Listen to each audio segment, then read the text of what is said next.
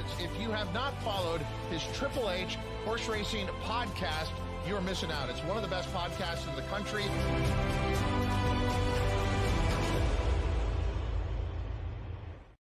Good afternoon. We are live here on the HHH Racing Podcast Weekend Warriors, episode number 9. I'm your host, Howard Kravitz, all good friends and co-hosts Chris Welsh and Jackson Muniz. We are here for live racing, including video of big stake races at Woodbine. It is King's Plate Day. It is also Alabama Day at Saratoga. We'll be covering those races as well with audio. The beginning of Del Mar. They have a Pick 6 carryover later today. Chris and Jackson, it is a monster day here on the podcast and across America. Chris, how are we doing this afternoon? I am doing excellent, Howard. Just ready to dig into some nice racing we have this afternoon here, and happy to be with you all. Jackson, good to see you. Yeah, good to see you guys both too. Not in the car today. I actually have room, have Wi-Fi, and just talking to you guys right now. Wi-Fi was not working before the show, but we changed locations. All seems to be okay right now. So let's find some winners. Let's do it. We are all good. The Honda Handicapper has gone indoors. Just a little bit of a heads up. I reset my internet this morning, ladies and gentlemen. I've had some minor issues, nothing major, but I'm a little skipping, a little just not real clear. If disaster strikes, Chris Welsh is ready to take over. I don't imagine that happening. I think we should be all good. The first race we're going to talk about this afternoon. Well, before we do that, make sure you hit that subscribe button, bottom right hand side of the screen, notification bell on the top right, and smash that like button below the video player. That will bring like-minded horse players to the HHH Racing Podcast. You can listen to us on Apple Podcasts, Spotify, and Anchor. Follow us on X at HHH Racing Pod, and we have a fantastic Power Pick tip sheet. I will put the QR code in the top right-hand corner of the screen throughout the show. It's not there at this very moment, but I will put it up. It's been rocking out.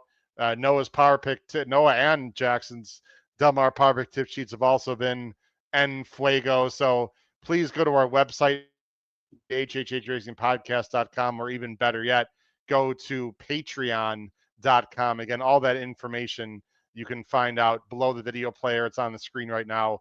We'll put up the QR code. Chris, we got a lot of people in the chat already. Marco Lou. I don't know about all the eyes being on Woodbine. Saratoga is nice too. Wiz is here, ready to crush our bets. Chris, you and I, my friend, had a monumental weekend Warriors last weekend from the 1863 gazebo. It's hard to believe that was only a week ago. I don't know if we can repeat that, Chris, but we're going to damn well try, aren't we? Well, Howard, we were just killing exactas. Between you and me, we were just killing them, and they were paying really, really well. So we're trying to repeat that today. I've got the gold horn ready here, so hopefully we get to blast that off several times during the show today. But as we get out to the EP Taylor, I don't have anything to give away, but I will challenge the chat not to go to Google and figure it out. But what is the E and the P? I will give you a clue with my shirt here. I got a Raiders logo up here. I got a Raiders hat over there. What does the EP Taylor stand for? We should ask the resident Woodbine handicapper Jackson Muniz. Jackson, tough question to start off the show. Do you know? Not a clue. I would need Google's help to find out. I didn't either. I did not either. What is it, Chris? It is Edward Plunkett Taylor. And he was?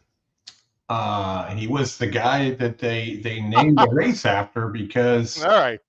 Canadian business icon, investor, philanthropist, famous breeder of horses. They named the damn turf course after him. All right. Well, that's pretty impressive. Jackson, let's go ahead and talk about the EP Taylor. I think we've got about 10 minutes, I believe. I'm going to go bring up about 9 hours. The PPs. How much time we have? 9 minutes. 9 minutes. All right. The odds, let me refresh here because I don't see live odds on the screen. To me, Jackson, this is a 2-horse race. And there's 12, actually it says 12, but I guess there's less than that. Diamond, wow.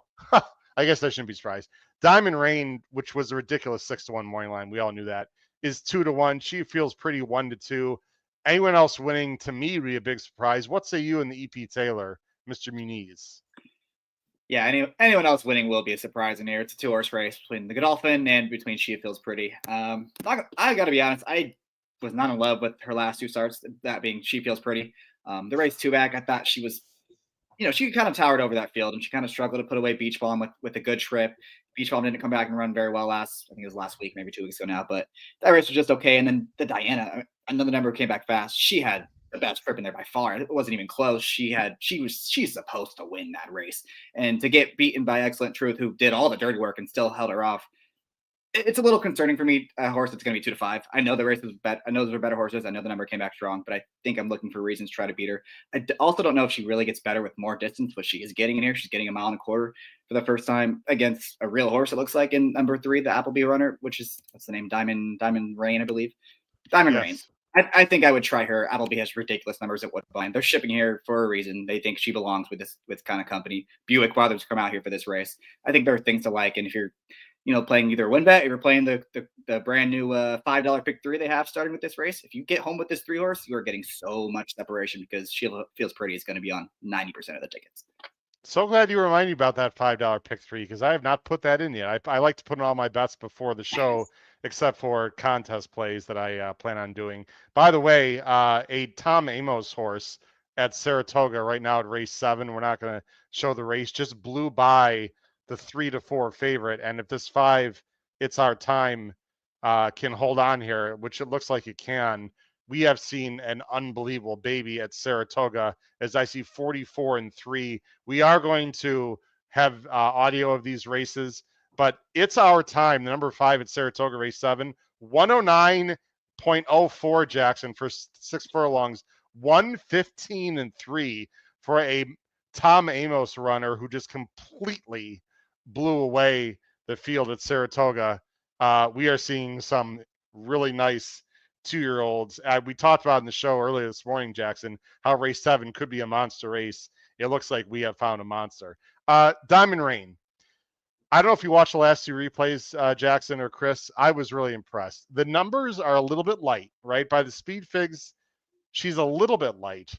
But I got to tell you what, I love the way she did it both times, Jackson.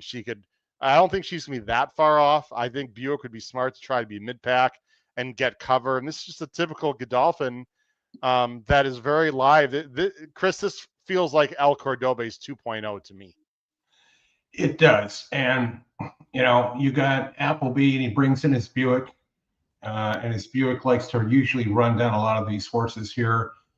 He's got a really good resume shipping these horses around the world and over here to Canada. 4 for 6. You've got to like that, but you got to be nervous about She Feels Pretty because she's going to be coming as well. And I think it does tower above this field, even with the Appleby horse. So yeah, I would have to have some backup options as well here. The win percentage on this horse for me is greater than 50%. If She Feels Pretty gets the distance, I still think she's going to be tough. I went 4-3-5 Jackson on our show Thursday, but I'm using 3 and 4 equally. I know you had a nice bet on Caitlin Her Greatness for you Caitlin Clark fans last year. I suppose Flavian can be aggressive and wire the field. We've seen strange things happen at Woodbine on this turf course. This would be the only one I'd even consider being the top 2. Do you have any 3 and 4 in here? Sorry, say one more time, Howard. You blacked out for a second. Hello? Any creative thoughts other than the 3 and 4 in this race? I think it would be the 5. I think she's going to be in front. Listen, her comeback race was really good. She looked like she took that step forward from 3 to 4. Okay. We're having a little internet issue. Not as bad as when you first tried to come on. Go ahead. Sorry. Caitlin Her Greatness. I think she's the only other threat. She looked like she took that step forward from 3 to 4 in her first start this year. And the last couple starts have left some to be desired. But obviously, if she runs back that race 3 back and what she did last year, if she gets loose on the front end, she could be tough to reel in. I'm not betting on that happening. I'm rooting for her because she's one of my favorite horses ever, biggest score ever with her. But I think she's a little against it again in this spot. Yeah, I tend to agree with that. Let me go ahead. Now we are going to show all the video for Woodbine. Thank you to Woodbine. He's got about 4 minutes left. Let me go ahead and get the screen ready with the audio so we get that there. I'm a little surprised there weren't more Americans coming in, to be very honest. Let me go do this here first. A little surprised there weren't more Americans coming in for this race, but I think She Feels Pretty has scared off some people here, or some horses, I should say. The configuration, Jackson, you're familiar with this turf course, the outer. Why don't you talk to people a little bit? This mile of course got a little weird first bend. It's got a little, I won't say Kentucky Downs because there's no hills, but it is unusual with a very long stretch. It's not dissimilar. You're not wrong there. And it is a question mark for horses that haven't done it before, especially when you're taking a horse that's going to be 2 to 5. And here it's a bit of concern, I would think. I think it plays pretty fairly, though. It is a long stretch, like you said. But for a horse that we have, I know you and I have distance concerns with this filly, Howard. Like, it's a long stretch to maintain, and she's going to have to prove that today. It is. But as far as the configuration goes, I think it plays pretty fairly. It's very similar to the turf course. If they go too fast, it sets up for closers. If they go too slow, it's very easy to wire. So it plays fair. With 2 minutes left, Jackson, now would be a great time for you to give us, if you have one prepared for our viewers and listeners, and we have a lot of people watching, listening, a $5 pick 3 play. I know you like to go skinny and press up, or just go skinny in general. Can you give everyone your thoughts on how people should play this $5 pick 3? There is plenty of time, and I'm typing in right now into my phone because I forgot to do it earlier. Right now, what are your thoughts on this $5 pick 3? And remind people the races it covers too, real quick. Yeah, it covers this race. It covers the King's Plate, which is race 9, and then the King Edward in race 10. So fun new bet. Obviously we were becoming more and more familiar with the $3 pick 3. They have it at Keeneland. They have it out in California pretty often too. So this is the first time I think I've ever seen a $5 minimum, and it's one I think you still want to be pretty aggressive about, pretty skinny, obviously, because it can add up pretty quickly. I went with a 3 here. I think, like I said, there's gonna be a lot of separation. If you can get this 3 horse home, the 4 is gonna be on every single ticket. So I want to get money out of there right away, and it's gonna create so much separation if this 3 horse does get home. So I played the 3 here, singled. I like Scorching quite a bit in the King's Play. I used him. I also used the filly, No Time. I think she's by far the horse to beat. We'll get to that race. Question marks about how consistent she is, but I do think if she shows up with her best, she's by far the horse they have to run down, and then or hold off, whichever she decides to do. And then in the King Edward, big scratch of Dresden Row. That means Cruden Bay is going to be very, very short in there. I don't know. It felt like last time was the time with him. He was 10 to 1, and now he's going to be 4 to 5 today. I want to try to beat him. He's not going to get as good of a pace setup as he did last time. So I would spread a little bit in that last race. The numbers I would use are I would use the 4, big long shot.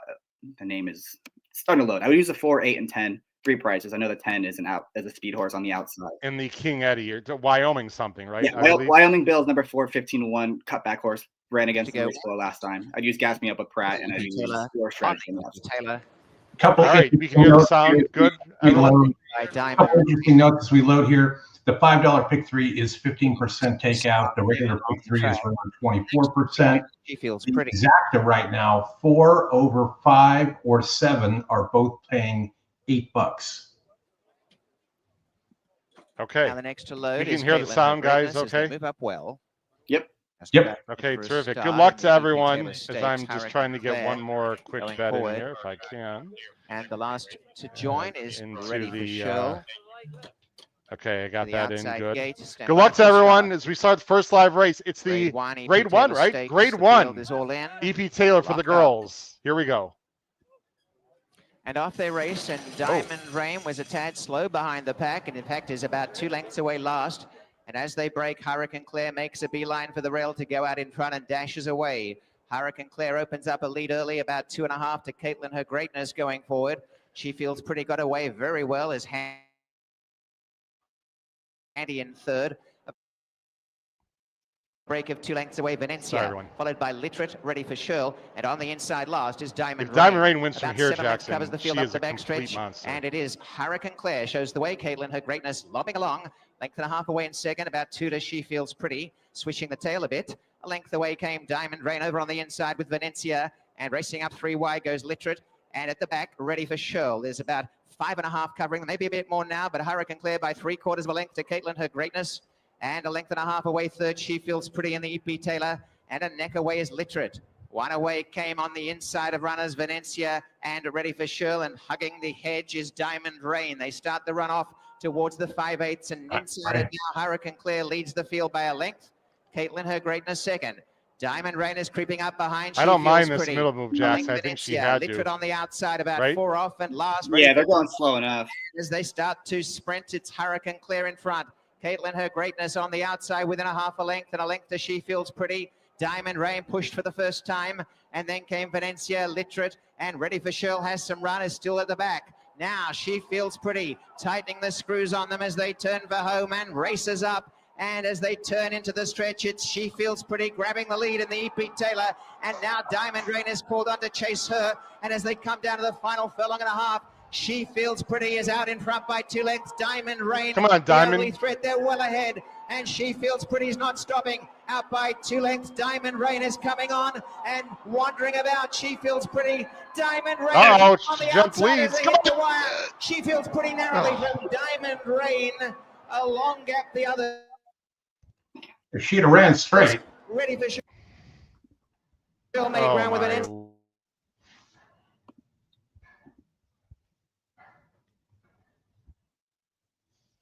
We lose Howard. Howard might be a little frozen there, but that was rough. I mean, to walk out of the gate like that, had to make a little bit early move, and then before had absolutely everything her own way. So You guys, sorry about. I don't know what's going on, guys. So I apologize. Anyway, man, sorry, Jackson. I think you said you singled the 3. I mean, she was best? Question mark. She just didn't run straight down the lane. I mean, if she runs straight, that's a tighter photo. I thought Diamond Rain was okay. I thought She Feels Pretty is one who's jumping leads and got goofy. You know. I thought that's where I was wandering. Yeah. I thought it was the 3. I mean, Okay. Geller mentioned it in his race call that she was all over the place. I mean, Jackson, we know these Euros sometimes don't break great. I hadn't seen a breaking issue out of the gate before with Diamond Rain. She ran huge.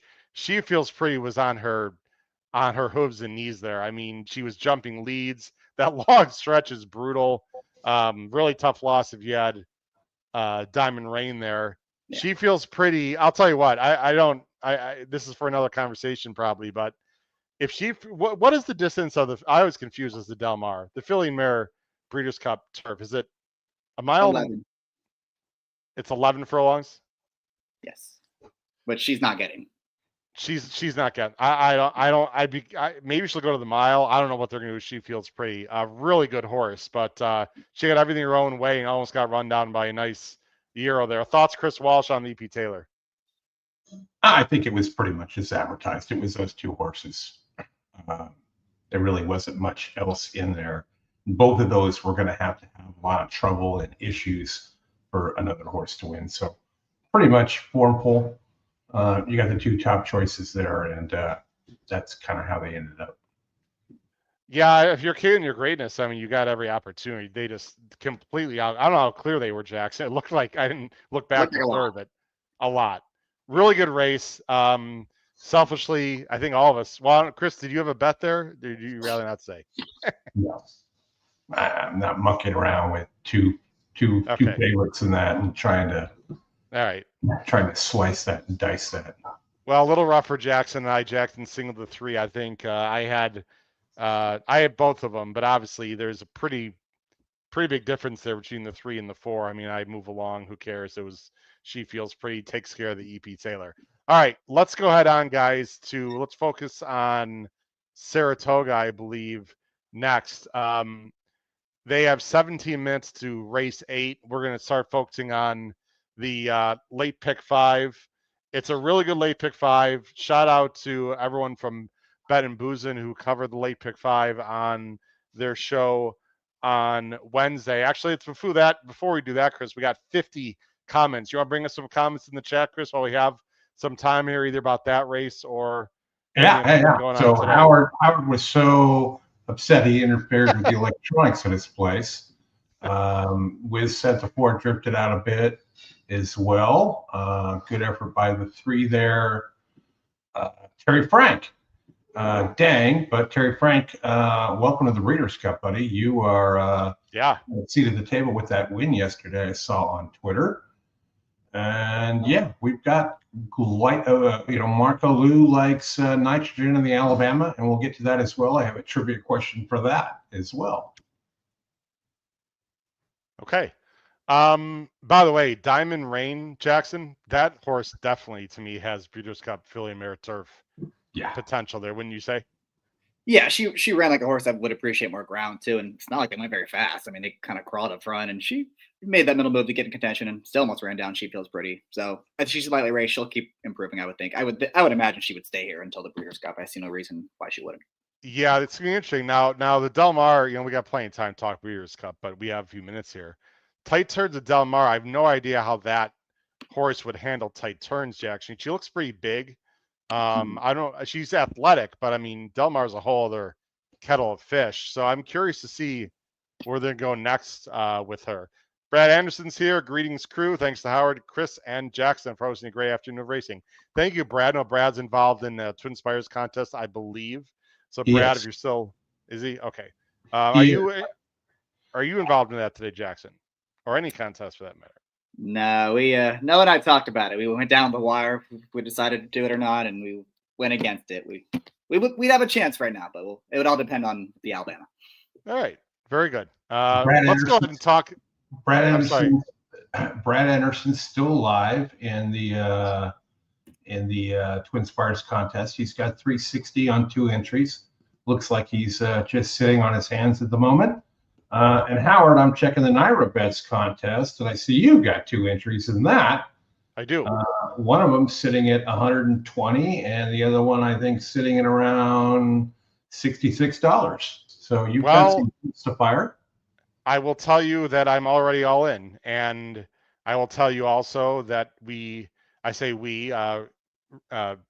Kunzel and his good friend Ryan, who was on our trip with us, they invested in me as well. So I will say I'll use that pronoun.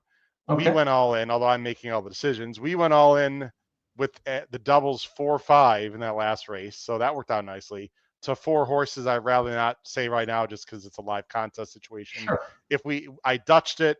So we were all in. And Jackson, I'd love to hear your thought on this, and feel free to crap on me. That's fine. I know you're an excellent contest player. I had 2 entries left, as you heard, one with 120, one with 80 or 68. Basically went all in 4 with 3 horses Dutched. And then the other entry went all in 5 with 3, the same 3 Dutched. Right. Figuring I'm going to sacrifice 1 at this point as we're in the later part of the contest. Do you have any any tournament opinions on that decision? No, that's the way you got to do it. You got to be aggressive. You got to go for it, and you got to have an opinion. And when you have that strong opinion, you got to go for it. You got to send it in. You got to capitalize on it, because you're only gonna have so many strong opinions on a 10 race card or 12 race card, whatever it is today. So, got to send it in. Just got to get lucky at that point, but you got to trust your handicapping, trust your betting, all your strategy skills, and got to go with it. Yeah, that's right. They've actually only played two races actually on both entries. One's gonna be dead. So with there's 5 races left. I'm gonna have to play 3, but I can't play race 8 because I'm alive to I'm all in. So basically, the last 4 races we're gonna have to play three of them. I have no problem with that. Let's go ahead on to the late pick 5. I'm sure a lot of people are interested in that at Saratoga. Late pick 5 at Saratoga. Again, check out our Ben and Boozin show. We have about 16. Let's see how much time we have here, guys. How much time do you guys have there to race 8? I see 13 minutes. 12 minutes. 12 minutes. Interesting field of New York Brad's optional allowance 45 claimer. They're coming out of the chute. You see the field right there on your screen. The current odds are on the right now. Get a Job, the number 3 for Asterson and Irad is 2-1. I'm not surprised. I don't love this horse though as the favorite. I think there's others that are very interesting. Pal's Boss right now at 15-1 is it's completely ridiculous. Now, maybe Pal's Boss, and I'll show the PPs, guys. Maybe Pal's Boss wants to get a mile and 1/8. I know it's Rivera, it's a very low percentage jock. By every measure, this horse fits. The one is actually a spot play, guys, and I can't believe this horse is 14-1. Let me go ahead and bring up the PPs and let you guys talk. Chris, do you have a thought here in the first leg of Saratoga's Pick 5, Race 8? Oh, Howard, I have lots of thoughts. First of all, thumbs down. No shoot. I love the 8 horse, but I can't bet him here. The eight, I told you this morning, the eight's 1 for 73 since they put the Wilson chute back in place. So outside sucks. The rail ain't great. It's like 3, 4, or 5. This is like, I would go the 3 and the 4 here, just based upon the way these races are won by the numbers. And you can throw a lot of handicapping right out the window here because of the way that whole course is set up. It's just horrible. I mean, and for them to make this the starting leg of the late pick 5 on a big day, it's just lame. Why not substitute the race before with this one? Because when you talk about like variance in gambling, the variance in these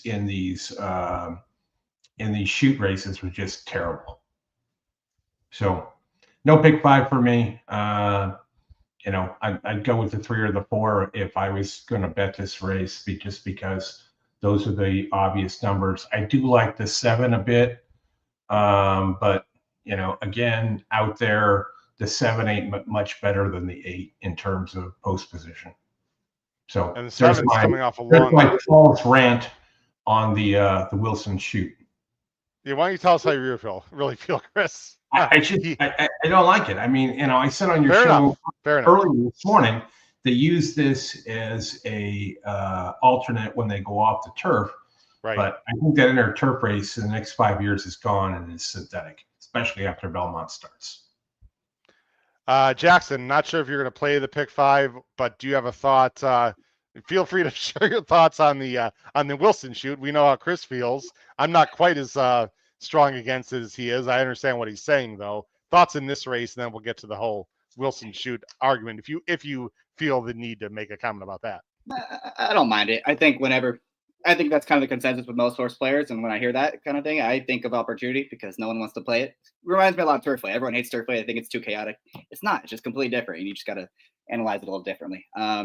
Look, the outside is tough because there's such a short run of the turn and speed dominates. It's tough to clear from the outside, and that's why they struggle. So the horse like a 3, we want to upgrade instantly, and that's why the 3 is taking a lot of money because he's drawn inside and he's quick. So he's the one to beat. This horse is interesting if he runs back to what he was doing last year. I like your 1, Howard. I think that if I'm playing a win bet, that's by far the best value in the field, I think, because he's just going to break, probably follow the 3, improving numbers, improving horse.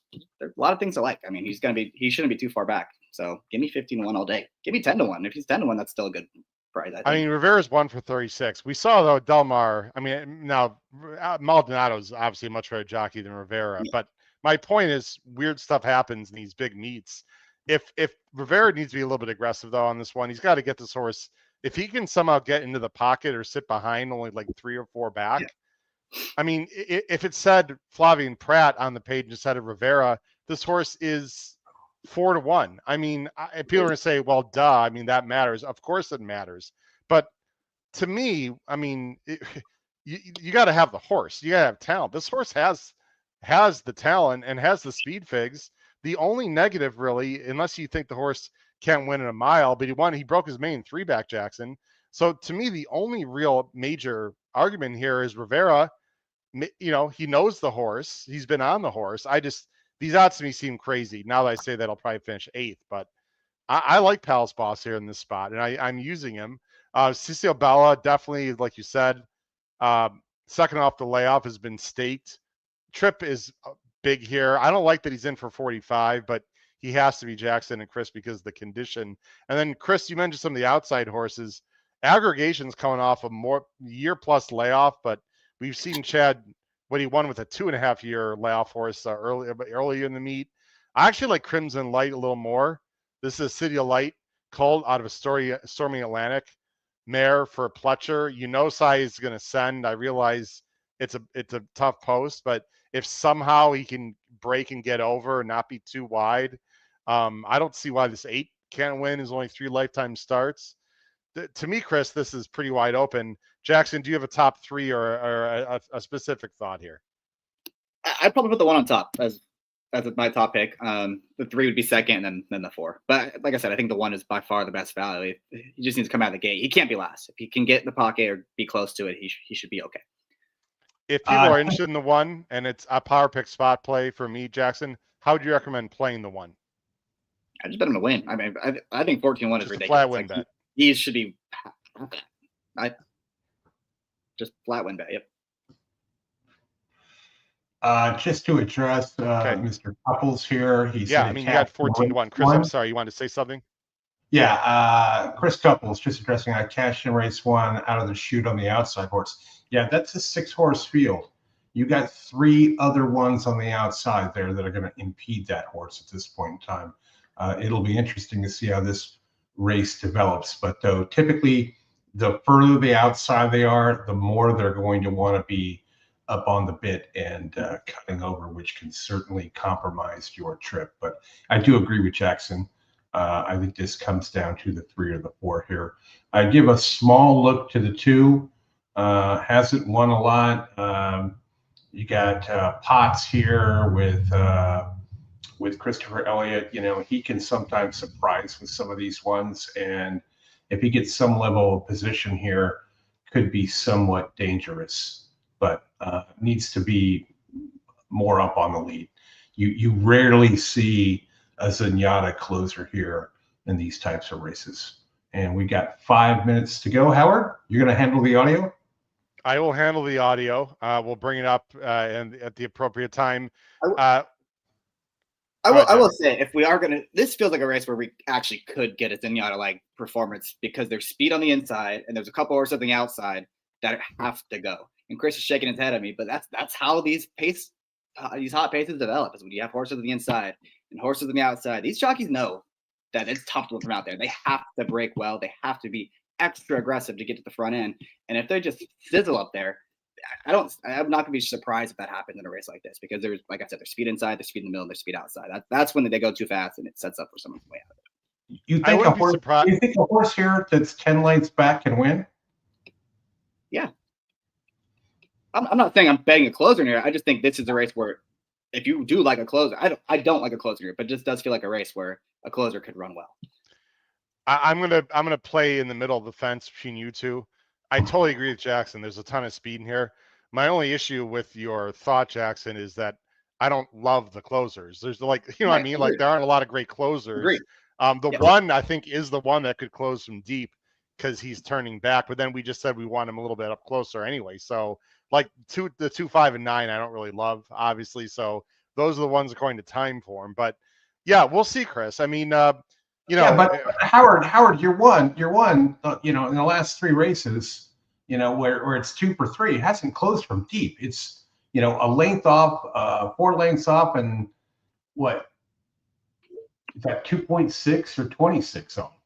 Well, going in I'm not saying he's a deep closer, Chris, but that's going a mile and 1/8. I mean, I don't think he's gonna. And there are horses that are a lot faster than him. So sure, I'm not saying he is a deep closer. I'm saying because there's a lot of early speed, he might end up being a deep closer in this race. I think that's what Jackson's also. No, and that makes sense, Howard. That's a good explanation for that. I get that. He could be, 7, 8, 9, 10 back early, especially if he gets jammed into that rail, which could compromise all of his chances. No doubt. It's really interesting. There's 2 stake races in the sequence, Jackson. I'm sure you looked at, and we're going to talk about it. But people that are putting their pick 5 tickets together right now, would you recommend they spread early, spread late? We still have 3 minutes. Like a general overall view of this pick 5 at Saratoga. I thought the last 2 were tough. I really didn't have much opinion in either of the last 2 races. I thought all my stronger wins were these first 3 races. Obviously, the next race is a little scratch compromise with the 2 Wesleys coming out and the morning line favorite, who is going out for George Weaver. I like the other George in that spot. I think that horse ran really well at Keeneland. Came from way out of it to beat, I believe the name is Longshoreman, and then that horse came back and romped. Yeah, number 4. So it seems like that's a good horse, and there could be a lot of speed in that race, even with a smaller field. A lot of those horses want to be forward. That's like the only off the pace horse. So I would use that one, and then I'm on good cheer in the Alabama. I've come around to it all week. I was in the car, and I've kind of the last 12 hours switching to good cheer. That's going to be fun. I'm mainly, just for full disclosure for everyone, in the pick 5 at Saratoga. Let me get my ticket here. I'm spreading in this race. I'm mainly 3-8 in the Skidmore. I am using the 4 Jackson on my main ticket, but all my backups and everything are using 3. And I actually like the 8 the most, Spirit of New York, for Adam Rice in that race. The last race to me is the one that's tricky. is a turf sprint. So shocking, no shocker there. And I'll talk about my Alabama opinion. One of my spot plays is in the Alabama. I have a very strong opinion in the Alabama. We'll talk about that later. There's about 1 minute to post here what I've got right now at Saratoga. And again, we'll be hearing the sound only as usual for Saratoga due to copyright and other issues. But it'll be good to get the sound and the docile tones of a Frank Laramati. Get a job, right? Get a job, the 3. 2-1. That's a little low to me. The 4 is 3-1. The 7 is 5-1 for Chad. The 8 is 6-1. And the 1 has come down, Jackson and Chris, to 9-1. I think that's fair. I would, again, the connection makes a big difference. I thought he'd be 7-8-1. It looks like he's going to be somewhere around there, depending what happens here with the late money. We should mention also next we're going to go to Woodbine. They have the Bold Venture. It's 6.5 furlongs. I think it's a grade 3. Is that right, Jackson? If I remember correctly? Yes. Okay. All right. Right now at Woodbine, Play Me a Tune, the number 5 is the favorite at 2-1. I guess when I look at the board, and we'll talk again Woodbine after the Saratoga race, but these odds are interesting. Simcoe, who was the 2-1 morning line favorite, who I'm actually against, 6-1, icy cold on the right now for Simcoe. And the number 7, I'm a Gambler, who has Flavian, was 8-1 morning line. I don't like this one either. Is bet down to 7-2. So I'm curious to hear Jackson's opinion here after this Saratoga race. There's some, I don't know, I'll be nice, bizarre betting in the market right now, at least my opinion, at Woodbine. Let me go ahead and bring on the sound. Go ahead, Chris. You twisted my arm. I'm going to play late pick 5 for $2. 3-4 over 4-7 over 2-4 over 1 over all, $40. There we go. That's what I want to hear. Whoops, sorry, I didn't want to do that, everyone. Sorry about that. Let me go ahead and bring on the sound here. And we should be, well, they haven't said anything yet. So we should be hearing the sound, I believe, when it comes on. Let me know. I just saw on the video that Saez was looking at the 8's right foot. So interesting. Okay. We'll see what happens when we get here behind the gate. There's no sound right now. So when Frank starts talking, I just want to make sure you guys can hear it. I did bring it up, so I believe we are going to hear it as they are loading into the gate here. It's post time. They're moving in. Yep. Here we go. That? Yep. You heard that? Perfect. Okay. Loud and clear. Good luck to everyone. Late pick 5. We will not talk through his call. Late pick 5 at Saratoga. The number 3, Get a Job, is the favorite at 2-1. Get your tickets in now. They're about to close the mutuals. Here we go. I could say that I do not want the 3. I'll just leave it at that. 2 more. Last couple to go in. Crimson Light. In the colors of Whisper Hill Farm. Cut the cord to the outside. Thanks, Philippe. They're in the gate. And they're off. It's a quick start for Get a Job along the inside, flashing speed with Chicciobello right up alongside. Those two are 3/4 in front of Aggregation in third. Then comes Palace Boss and Cut the Cord fifth, 6 lengths off the lead. Rock the Weekend is next, followed by Crimson Light, 3 clear of Shared Success and Mighty Atlas at the back of the field. They're on to the backstretch. It's Chicciobello and Get a Job. The opening quarter in 24 3/5 seconds. Aggregation just off them third. Palace Boss on the fence in fourth. Then Crimson Light, Cut the Cord next to one another. Cut the Cord is only 3 lengths off the lead. Followed by Rock the Weekend, Shared Success, Mighty Atlas inside of him. 6 lengths covers them. They're coming to the half-mile pole. And it's Chicciobello narrowly in front as Aggregation moves to attack right now in second. Get a Job weakening along the rails seemingly through a half in 48 2/5 seconds. They round that turn, less than 3 furlongs to go. And it is Chicciobello and Aggravation right next to one another, Aggregation and Chichabello. Here's Palace Boss angling to the outside in the yellow silk stir there at the top of the stretch. Chichabello on the inside with Aggregation. Aggregation to the front. Get a Job is inside of them. Palace Boss cut the cord, finishing with some interest. 16th pole. Aggregation trying to finish the job. Cut the cord is really flying. Here comes Cut the Cord. And Cut the Cord gets up under Kendrick Carmouche.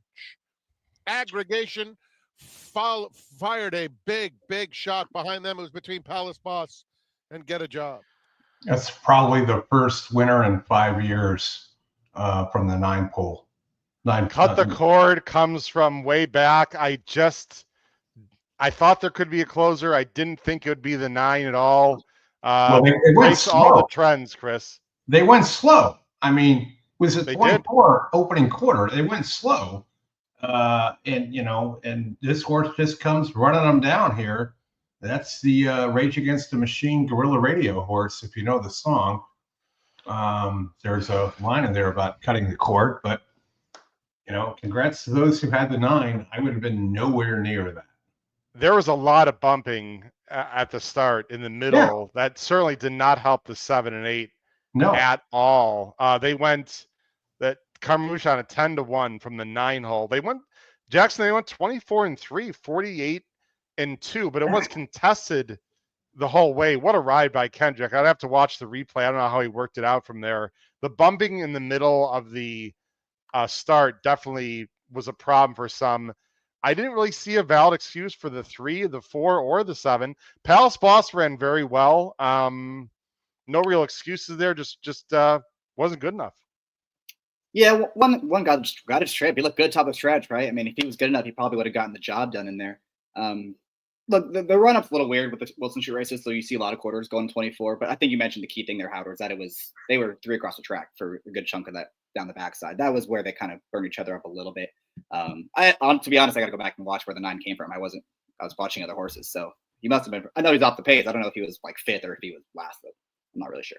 He was back there with the rest of them, but one of those rare ones, which is just going to remind me again I just made notes on this race, and it said, "Do not play the chute."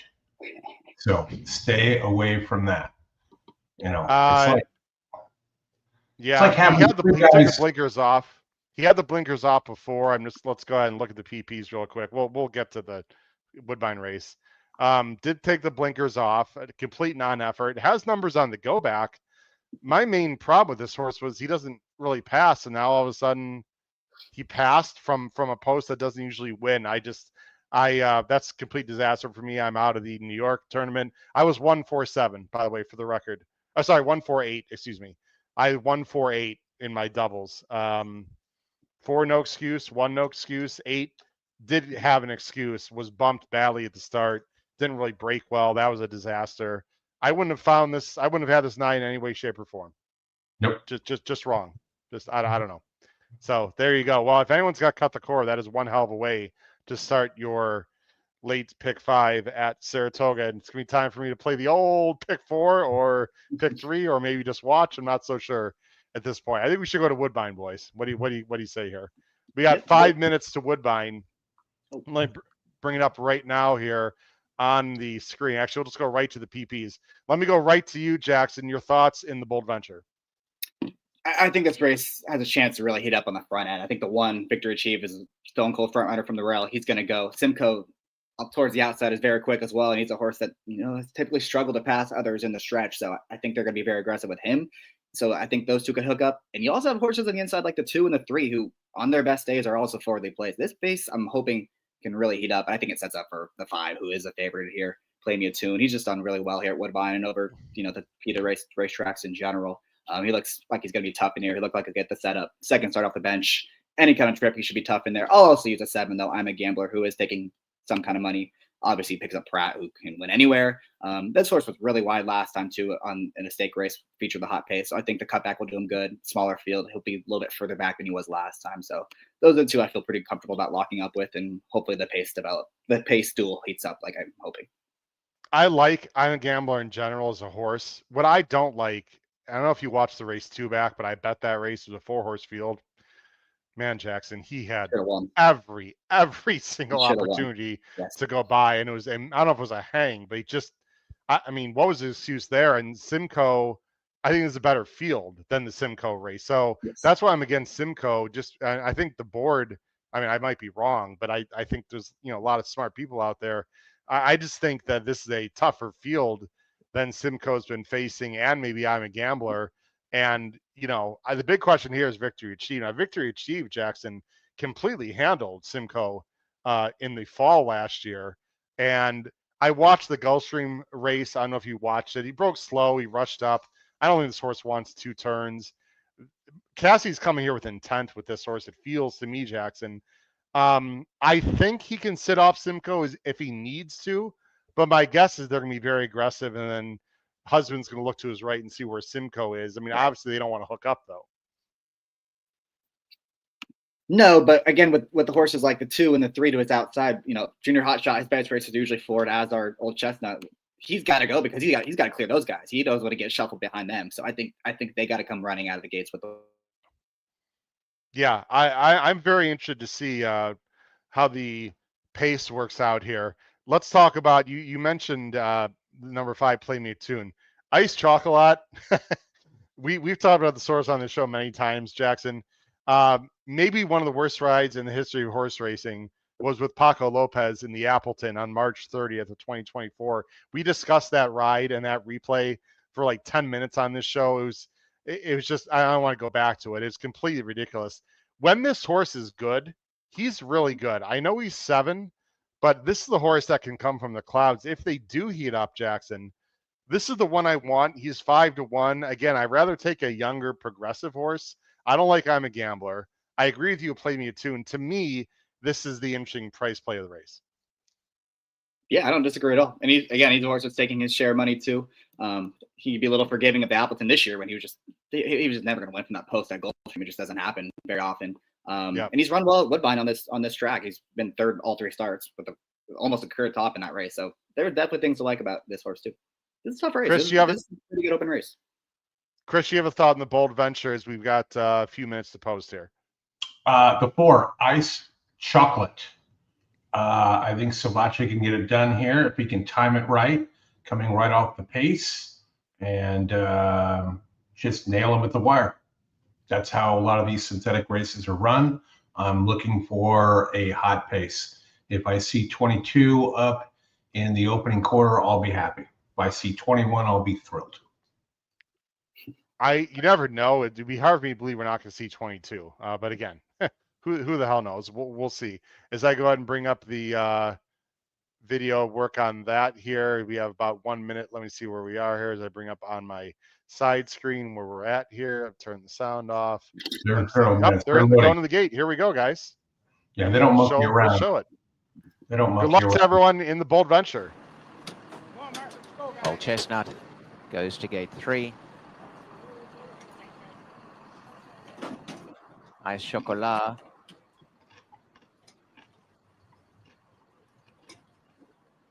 Next along is Play Me a Tune for John Velasquez. Also for Chiefswood Stables is Simcoe. And the last, I'm a Gambler, for the start of the Bold Venture. And they're set to run. All in. Just punched a 4-7 exacta for fun. On their way and tossing the head a bit was Simcoe. Best away, I'm a Gambler with Simcoe. And a rush for the early lead. Old Chestnut has gone through, driving to the front as well. Old Chestnut and Simcoe share it. Up in 3rd, I'm a Gambler from Victory Achieved. Junior Hotshot is in the center with Ice Chocolat as well. And a couple away last of all is Play Me a Tune. And tearing along is Simcoe, racing out in front from Old Chestnut. Simcoe by a couple of lengths. Old Chestnut 2nd, one away 3rd. Junior Hotshot creeping home on the inside early as Victory Achieved into sharing 3rd. A length and a half away came Ice Chocolat. I'm a Gambler on the inside, and taken up a bit of the back there was Play Me a Tune, once again relegated a length and a half away last.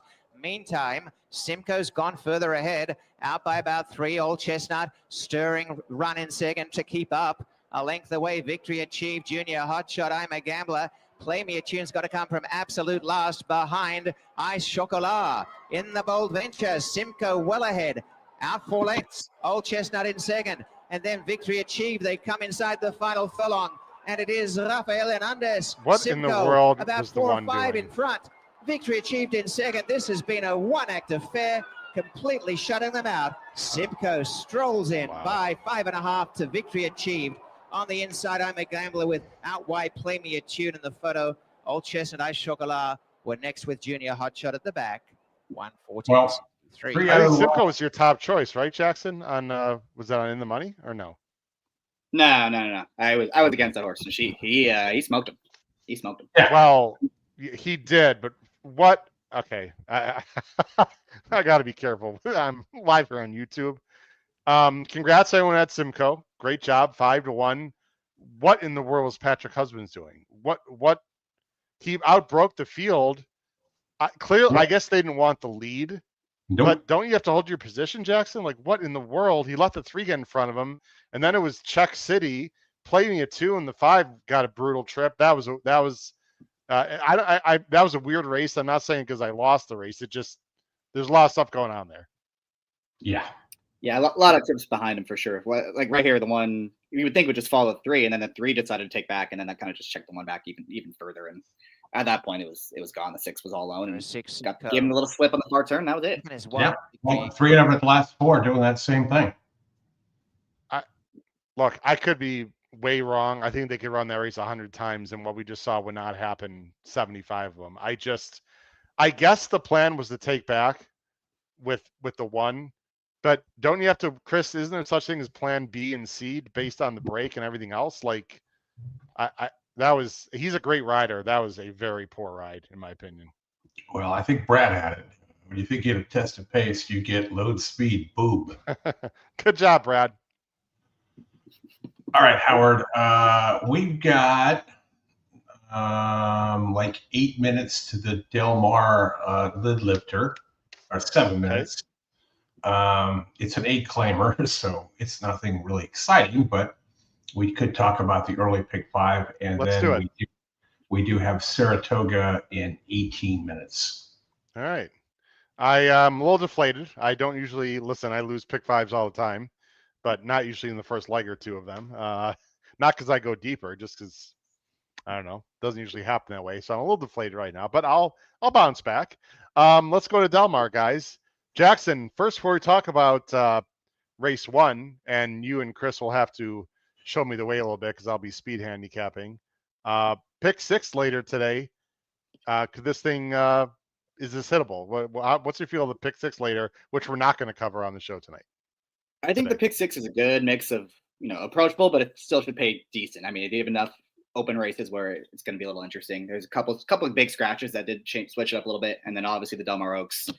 Going to have to make a decision there between. There's 2 big favorites: Thought Process versus Lush Lips. East versus West going to be a good matchup, and it feels like with how competitive the other races are, probably going to want to pick one over the other in that spot and get very aggressive. I thought so. Sorry, I'm looking at the text from Paul Halloran. Thought Process has to get a mile and 1/8, right? He's only been a mile. Is that right? I think. Yeah, she's only been a mile. Yep. It seems like she'll be okay with it, especially with the way the pace is projected to shape up. It really seems like it's going to be a 2-horse race. They're both, forwardly placed horses. Lush Lips can be very close as well. And it seems like they're going to just turn into a sprint for home with those 2 horses. Hey, Chris, just for 1 minute, any comments in the chat, Chris, about the last Woodbine race? Feel free to bring them up. Race 1. Other than Ugg and Brad's comment. That's it. Okay. People were stunned. People are stunned. Race 1. Jackson, I've been betting West Coast Racing, as you know, for a very long time, based on a few weeks ago, something in our text chain. I gotta tell you, I don't remember seeing claiming for 8. I think like 10 is the lowest I've seen. Chris, I know you're familiar with California racing. This is the lowest level I think I've ever seen at Del Mar. This is for the Northern California horsemen. That would make more sense then to me. They've had 8 for a very long time. 6 is the new low. 8, yeah, I remember they used to have 8 on the Poly stuff. That was 10 years ago now. Ooh. So the 6,000 stuff is the new bottom. That is new this year. There's been a few races like that, but still low level horses for sure. Good call on the Northern California. Who do you like here in the lid lifter, Jackson at Delmar? To be honest, I did not love this race. I think I guess the 3 give her another shot, but she was horrible last time. I mean, she's taking all the money. Yeah. Thank you. Nothing here. Ignore what I said. No opinion. All right, no real opinion. Chris, do you have an opinion on the first race at Delmar? Yeah, when you look at the trainers here, you've got all the Northern California horsemen here: McLean, Uranga, Morfin, Hollendorfer, Valdez, Garcia. These are all those types of players. You look at the jockeys you have a lot of those guys that rode up there back in the day. I'm going to do a pick 5 here, Howard. $5. I'm on the 1 and the 4 here in the first, the 7 and the 8 in the second. I'm going to single the 1 in the third, and I'm going to go 1, 3, 7 in the fourth race, and I'm going to single the 1 with all of the speed in the fifth. And I hear the thunder coming, Howard, so I'm going to drop out for about 2 minutes. I'm going to go fire up that generator and convert over to different power. I'll be back in a minute. Oh boy! All right. Welcome to Central Florida and Southern Florida in the summertime. $5 pick 5. Did I hear that correctly, Jackson? From Chris? That's what I said. Yeah, I like it. I love it, actually. I like Howard. I quit playing pick 5s at 50 cents, and the people that play 20-cent pick 5s at the base at Woodbine, you're just nuts. Play those for $1. The takeout is ridiculous. If you're gonna play them, hit them multiple times, and I think you say this a lot, which is crush your bets. Yeah. Hey, I like it. Good luck with that bet, Chris. Let's see. I was looking at the bottom of the screen. You've got what time? We have 3 minutes. We're good. I now look at the race carefully. I will say, Jackson, we did handicap a lot of these races at San Anita over the winter as we had great race plays. We are sponsored by San Anita proudly. So these races to me tend to be a little bit formful. I don't know if that's going to be the same here at Delmar. I don't bet Delmar every day. Have there been a bunch of these Northern California restricted races at Delmar? Not as many as I think they were discussing before the meet. It seems like a lot of people were saying, "Oh, it's going to be every other race for these Northern California." No, it's been like a couple races per week, so it hasn't been too bad. And they're big fields still. It's not like they're 5-horse Northern California horses. There's 12 horses in most of those races. They're still good betting races, I think. Again, it's just you just got to have an opinion. You just got to handicap each race, take it individually, and if you got something great, play it. If you don't, there's 8 more races on the card. Noah says, "I see you, Brad. Go get that seat, my man." I think Noah had something indirectly to do with Brad's seat. I don't want to get into details, but I think there is something to do with that. Like Philippe Jr. said that Paul, I believe Paul Halloran he's talking about, had these 6. Yes, in our show, Paul liked Simcoe. I got to tell you, that just annoys the crap out of me, that race. I did not like Simcoe at all, at all. And now I look really stupid. I still don't like him, though. I mean, you mentioned all the speed. It's like they all broke fine, Jackson. I hate to go back to it, but we got time here. Yeah. It's weird when they all broke, and then they're like, especially from the rail, when you have no choice. If the one just sent, I think he wins the damn race, personally. I know we're not going to know, and people can crap on me for it, Jackson, but the one, obviously, you had horse throughout the race. He got checked and studied 3 times.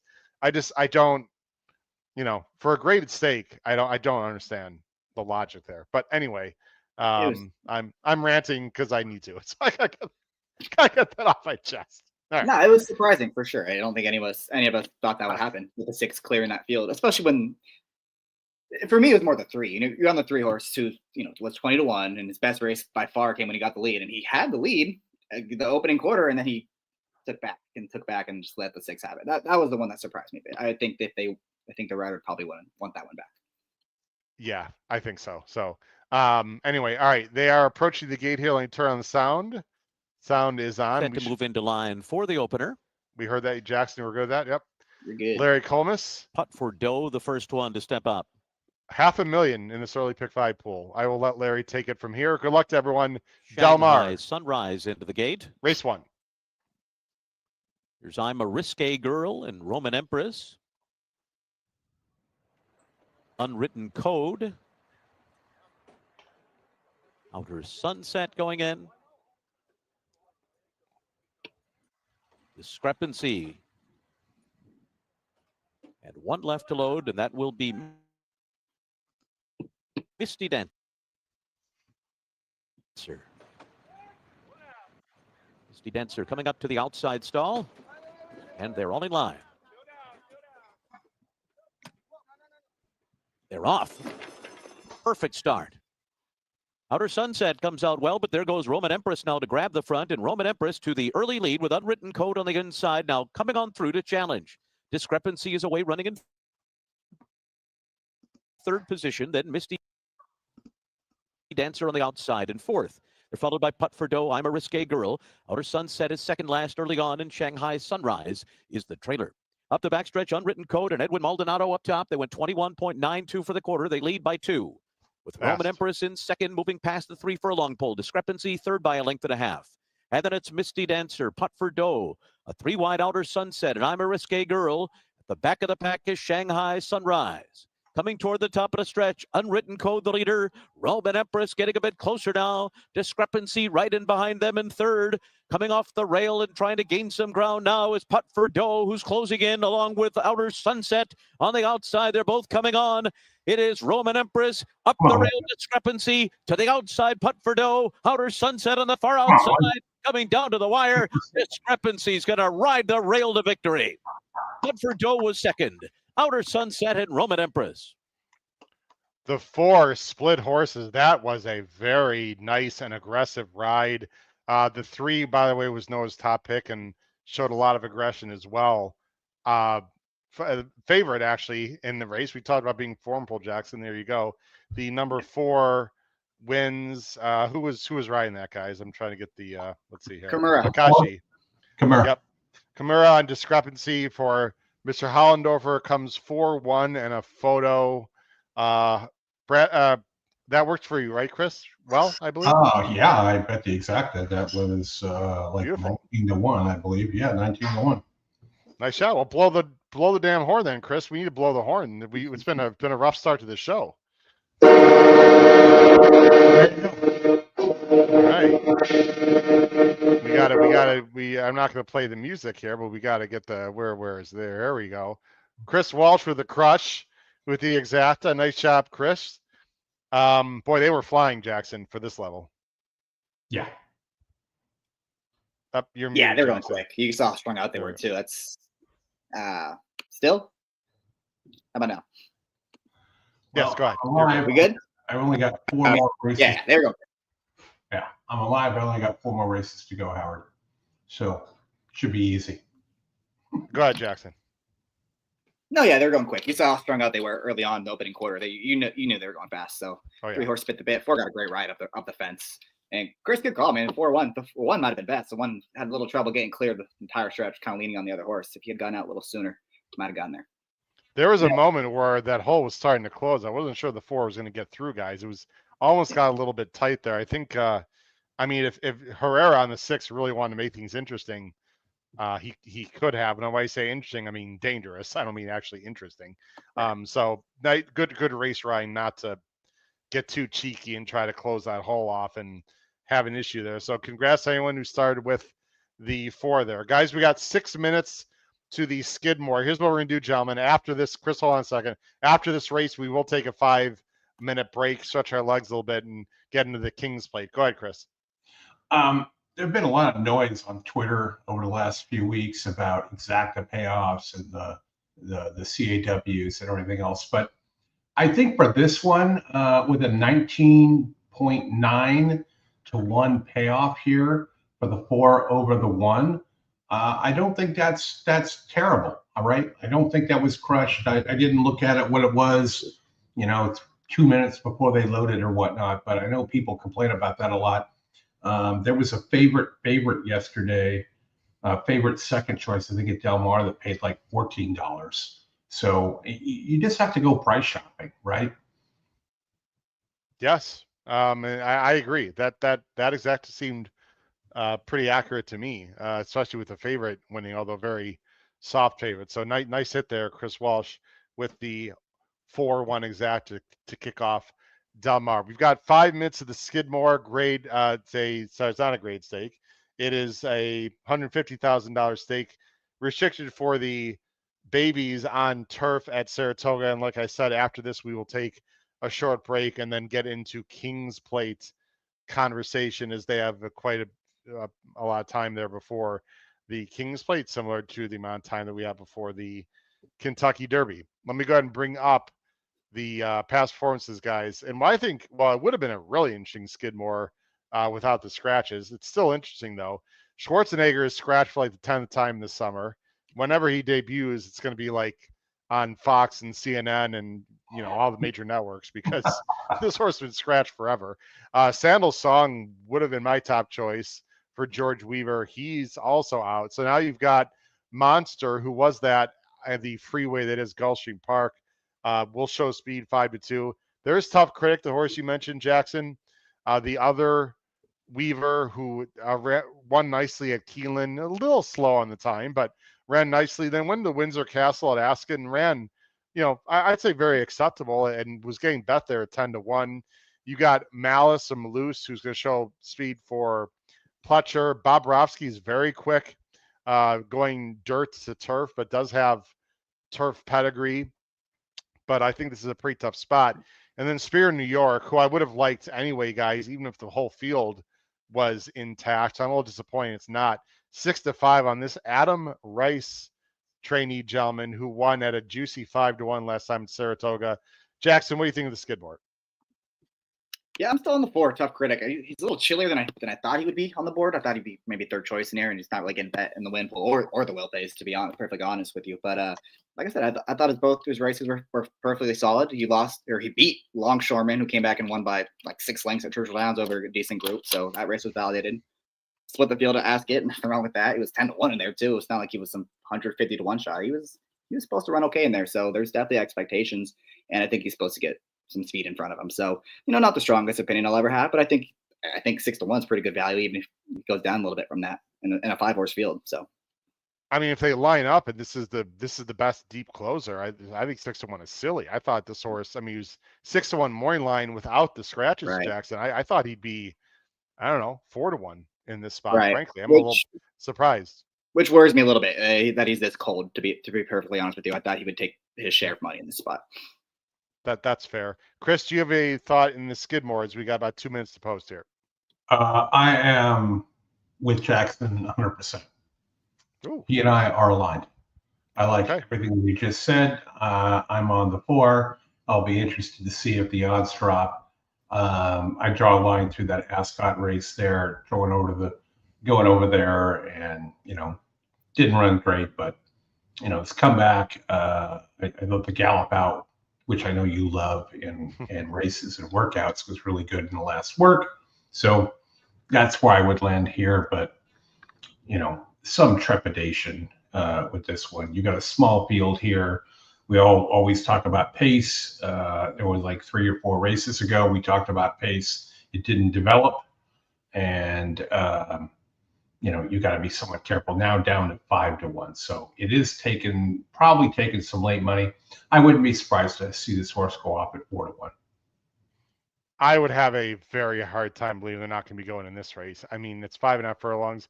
Guys, I'm just chalking out here. I'm going 8-3-4. I was completely against Monster until the scratches, the number 3. I know there's other speed, but the way he broke, I know it's Gulfstream. I don't know if you guys watched that replay. I mean, he broke like a cannon. I mean, it was unbelievable how quickly the 3 broke. It just feels like he's going to be on the lead. I don't know if the 6 and 7 are really quick enough to go with him early. I think the 7 is maybe, but I'm not sure the 6 is. I just think that Spirit North just sits a great trip in behind the speed. I do think the 4 is interesting if they go really quick here. I just am not going to get creative. It's unfortunate that there's 3 scratches. I don't like 5-horse fields at all, and I certainly don't like them in a late pick 5 situation. But it is what it is. Jackson, I either one of you, I don't know the answer to this, and I shouldn't ask it, but I'm going to ask it anyway. Is there a do we know on Breeders' Cup Day if there's a juvenile turf sprint other than the actual Breeders' Cup race? Sometimes they have more than one, like a listed stake or whatever. I don't know if that's the plan. I would imagine that you know, in a juvenile turf sprint, some of these horses are going to be pointing to that. You'd think, right? Last year there was not on the undercard of the Breeders' Cup, but I believe it was 2 years ago they made the sprint 2-year-olds and up, which I had never seen before. But they did do that 2 years ago. I think they switched it back for last year, so TBD what they end up deciding for this upcoming November. Are there horses in this race, Chris and Jackson, that are like Breeders' Cup quality? Or I mean, I don't think these horses can stretch out. I just you know, when you got a 2-year-old sprinter, you know, it is cool, but if there's not a 5 furlong race at Del Mar for them, then what the hell do you do? Yeah.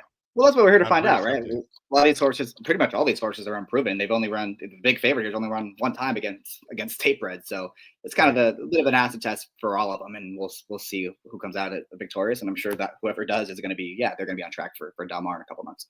Yeah. We haven't talked about the 7 much. Bobrovsky, I believe that's the goalie for the Florida Panthers, who Yes.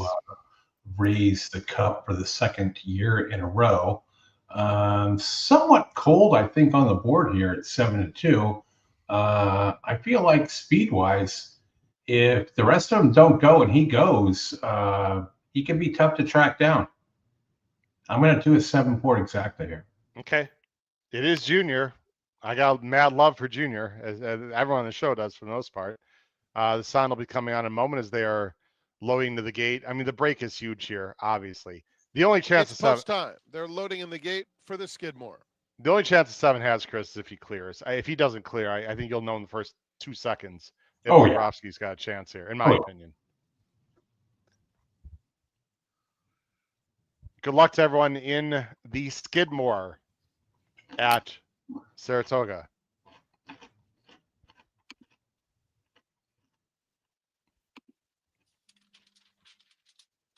Just Rails worth are out. mentioning for the doubles to the next race with the 8 here is the big favorite. $5 to Good Cheer, $6 to Nitrogen, and $11 to Lucara. So Lucara is very, very clear third choice in that doubles right now. Malus goes in. I guess that doesn't surprise me. Bobrovsky. Sorry, my video here. And the New York bred Spirit of New York. Good luck, everybody. We're all counting on you. And they're off in the Skidmore, and Monster rockets out of the gate, opens up 3 lengths in just a few jumps. Bobrovsky is in second, Spirit of New York third, already 5 off the leader as they're in single file, Tough Critic and Malus. It's Monster blazing the way into the far turn. Has a I like that lead. Bobrovsky is now cutting into that margin as Monster rattled off that quarter in 21-4, drifting out just a touch is the front-running Monster. Bobrovsky in second. Spirit of New York patiently handled, starts to accelerate on his own in third. Then it's Tough Critic and Malus. They're at the top of the stretch. Monster has a 2-length lead. Bobrovsky cutting into the margin now. 1 furlong left for Monster. Bobrovsky trying his best and getting to him in the final 16th of a mile. Monster or Bobrovsky. Bobrovsky on the outside is right up to Monster. Wow. And right on by.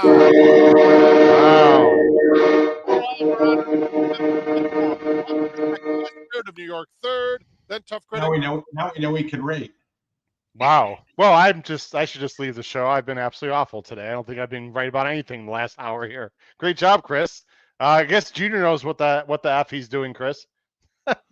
I mean, you know, when the horse goes like that, I mean, Bobrovsky's won on the lead the last time out. I mean, these horses, I mean, he's only run twice before, right? So when the 3 gets that kind of a lead and whatnot, you kind of have to sit and then use it as a target. And what they learned today is, hey, guess what? The horse can rate.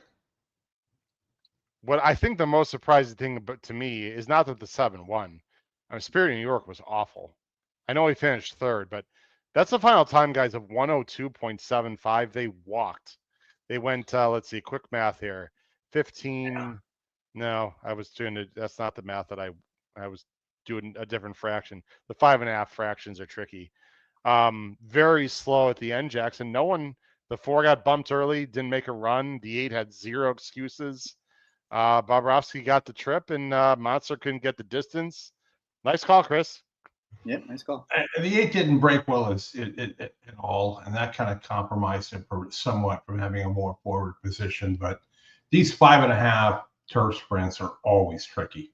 In my former life, doing shows with David Harrison, turf sprints for him, the NHC champ, he absolutely hated these.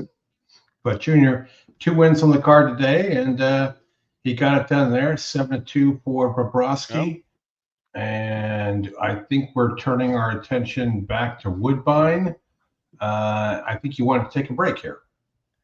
We will. I'm just looking at, but look, I've been wrong today on the show. I'll be wrong plenty times before. Last week I couldn't be wrong. Jax, I don't know how you feel. I see these stats at the bottom. You have to look deeper because they're not always overly accurate. This horse never passed anyone. Does have turf breeding. Only costs $37,000.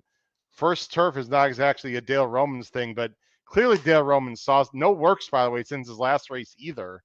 Just to me, some things not to like, but I don't know. He ran well. This would be a total play against next time, just for the record, in my opinion. I'm not taking anything away from you, Chris. It was a great call, but just the way that the way that the other horses ran, Chris, and based on what I think his ability is, and I think it's going to come back relatively slow, I'd be completely against this horse in a different spot next time, I think. Howard, I guarantee you that horse worked somewhere in a farm in upstate New York. That shit happens all the time Maybe. here in Florida when Tampa is in season. I board a horse next door, and we get horses on our grass course over there all the time that go and do timed workouts that don't show up anywhere, and they end up at Tampa Bay, and they end up at 12 or 13 to 1, and nobody has any clue. So my wife's there every morning. No, that can definitely happen. We've got 16 minutes of the King's Plate. We're going to take a very quick, guys. We'll do it quickly. About a 2-minute break. That means stretch our legs. You're watching the HHH Racing Podcast here, Weekend Warriors, Episode 9. The next race, it's the race of the day. I mean, with all due respect to the Alabama, it's the $1 million King's Plate. I know Jackson Muniz has some very strong opinions, I'm sure, in this race. Let me put the banner up here, guys, right there. We will be back in approximately 2 minutes. Do not go anywhere. Thanks for watching the HHH Racing Podcast.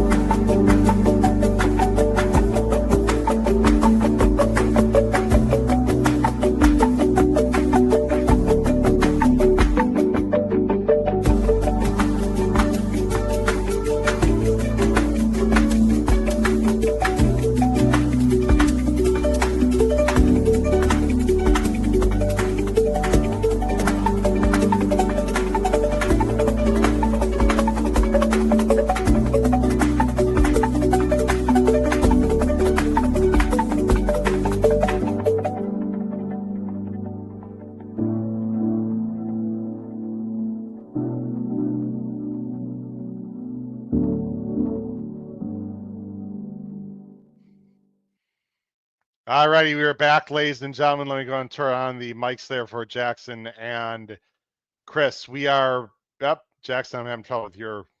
For some reason, you're gonna do it. There you go. We are back here, HHH Racing Podcast. Thanks for joining us. Episode 9, having a lot of fun here. The gentleman to my right, Chris Walsh, having a very good day with some of his calls. Just hit on Bobrovsky there at Saratoga. Guys, it's about that time. It's the King's Plate. It's one of my favorite races of the year, to be honest, because it's always a huge field. It's a lot of fun looking at these 3-year-olds. Not all boys, by the way. In fact, 6 of the last 14 runnings of the now called King's Plate at Woodbine has been won by fillies. I'm going to let Jackson take the lead here, as I know he follows Woodbine probably more than myself and Chris, although, of course, I did deep dive into this race for the show on Thursday. Let's bring it up right now with current odds right now. I believe you got about 11 minutes to post, Jackson. They're going 1.25 miles, of course, on the Tapeta for $1 million. They've all been foaled in Canada. This is a big field of 13, a pretty wide open betting board right now. The favorite is a filly, the number 10.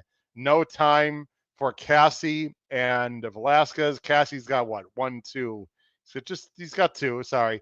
Attard's got 2 in here as well. The second choice is number 3, Notorious Gangster for Josie Carroll and Abley.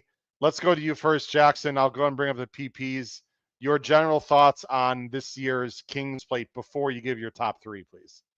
Yeah, I mean, you definitely got to start with the favorite here, the filly No Time. And as you mentioned, fillies have been very successful in this race, which, shouldn't come as any surprise. Fillies all over the world running against the boys all the time on the turf and synthetic, and they're just every bit as good. They're different question. They're different story, I should say. But yeah, she should be favored in here. She's the fastest horse in the race. She's coming out of the fastest race where she ran really well. She was wide into a hot pace, did everything right, and she went on and won nicely. One going away. I have no doubts whatsoever. She does want 10 furlongs, which is a question mark for several horses in this race.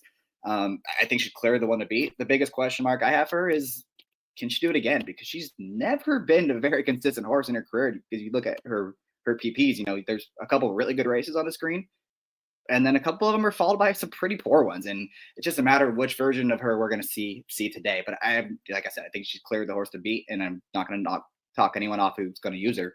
And then, the other race you have to talk about is the one that a lot of horses are coming out of, which was on the same day. That was the plate trial on July the 20th. And I think that's the race I wanted to focus on. I remember Owen and I were driving down to Del Mar watching you guys were covering that race. And, Noah and I like the 4. You guys all like it was the 4 that day. It was Edwards Ghost. It was the 12. And lo and behold, the 4 horse won the race. He was 7-1, looked great doing it, came from off it. And everyone was super happy. But I remember as soon as the race was over, I turned to Noah and I said, the horse you're going to want next time is the 2.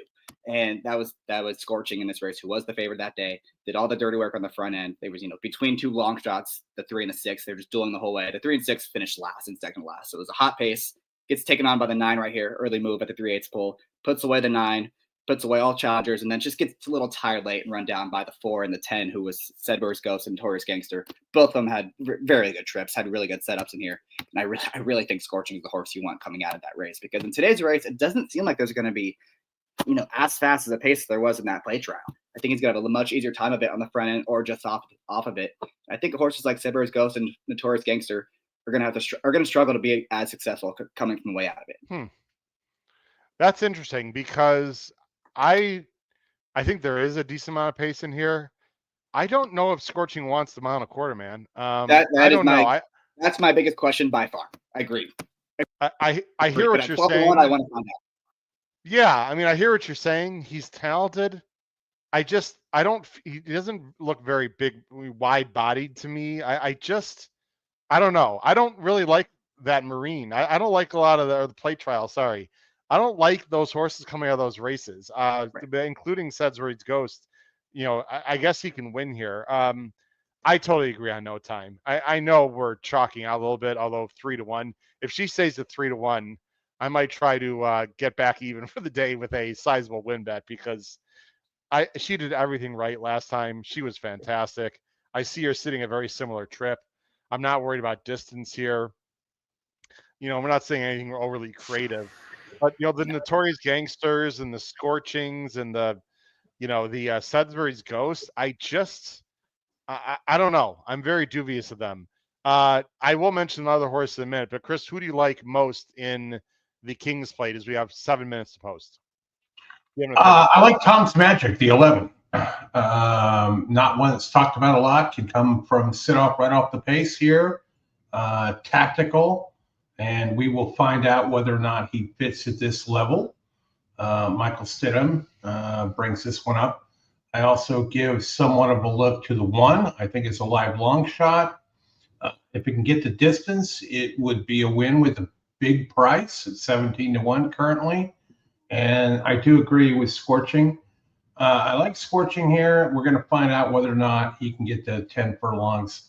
That is still to be determined, but 11, 1, and 4 for me, and I'll be betting those appropriately.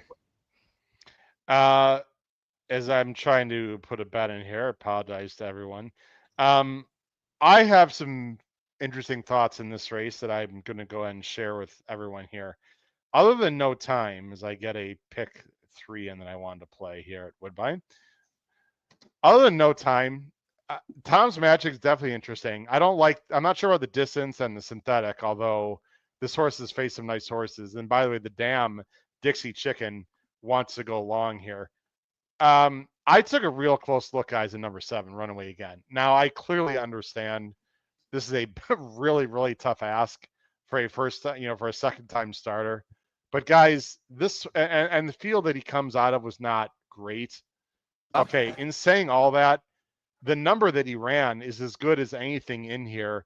He makes this wide sweeping move, and you can't look any more impressive than this horse looks. He stayed straight. Right here, it's a complete processional. He embarrasses these horses in behind. Distance does not seem to be a problem at all. Like I said, the number fits. Maybe this is too much too soon, but I really don't think the Stronach would put this horse in the race unless they thought he's live. And you know what? I mentioned on the show, Jackson, that if he's like 6-1, 8-1, look out. But if he's like his morning line, I'd probably fade. This is a lookout for me because he is taking money at 7-1. The other horse that's coming out of actually a much better maiden race, who also was good, not as fast by the clock, but the race came back better, is the number 2 William T, who is 21 morning line and 22-1 right now in the odds. He seems to be getting better. He's a frosted. I'm not concerned about distance at all. It's coming out of a 58 breeze. It's going to be able to save ground. Jackson, this is just the kind of race that feels like, for me, it's either No Time or could be 7 or 8 of them. Yeah, I agree. If No Time runs back to that last race or takes a step forward, I think if the good version of No Time shows up, they're going to have a tough time beating her in the spot. I'm just not sure I wouldn't be betting on her at 3-1 just because she is inconsistent. I think it's a very valid concern with that filly. I know Chris Peter Thomas Fortentel was getting a little cheeky with his top pick. The number 8 DeWolf, 30-1 morning line, down to 13-1 Flavian, was coming out of that plate trial. And there's a weird part of that race, Jackson, where they all came together and they're steadying and bumping. I guess that's what PTF saw there. I don't know if you gave a look at all to DeWolf. I'm throwing him in underneath. I don't see a race on the page that he wins this, but Flavian's not up there for blanks and giggles either. So I don't know. Yeah, he's not. Like I think he was kind of done, to be honest, when he had the trouble in the plate trial. I didn't need him coming out of that race, especially when you knew when Pratt jumped on this horse, there was no way he was ever going to be 30-1, and it doesn't seem like that's going to happen either by the time they open the gates. Yeah. Now you don't think there's going to be a lot of speed, so I'm assuming. Sorry, go ahead, Jackson. This is not there's just not a confirmed front runner in here. Who's the confirmed they're going every single time? There's not a horse like that. Now there are horses that can be forward in here, and maybe they all get really aggressive at the same time, and they see that. I just won't be shocked if it's much slower pace than anticipated. And I know that the projector has it fast. That's kind of more by virtue of such a large field, I think, rather than there being real speed horses in this race. I mean, it has the one in front, 107. Early pace figure, and it has them as a tracker. I mean, that is not a front runner by any means. Neither is a 4, and neither is a 13. So I do think the 13 is interesting. That's the other Cassie horse who both of his synthetic races was completely against it from a pace perspective, and actually ran really well in both of those spots. I'm not sure he's Well, I quite can this tell good, you, but I'm also not. I can tell you that Not this Craig Mulkowski with time. I know they don't base the field size off of their. I'm not saying that you're going to be wrong but I want to point out to people at home that they don't base the pace projector, early pace based on the number of horses in the race. So, but you're right. There's not a confirmed front runner, but look like there are a lot of horses that want to be for it. As we've got 2 minutes to post here. Chris, are you going to play this race from a betting standpoint? I can tell you right now, I just put a big win bet on the number 10. I also played a pick 3, and I'm alive in the 5. Of course, I'm alive. I mean, everyone is in the $5 pick 3. So my day's not completely done. I would love to see No Time win here. Chris, any thoughts from a betting perspective?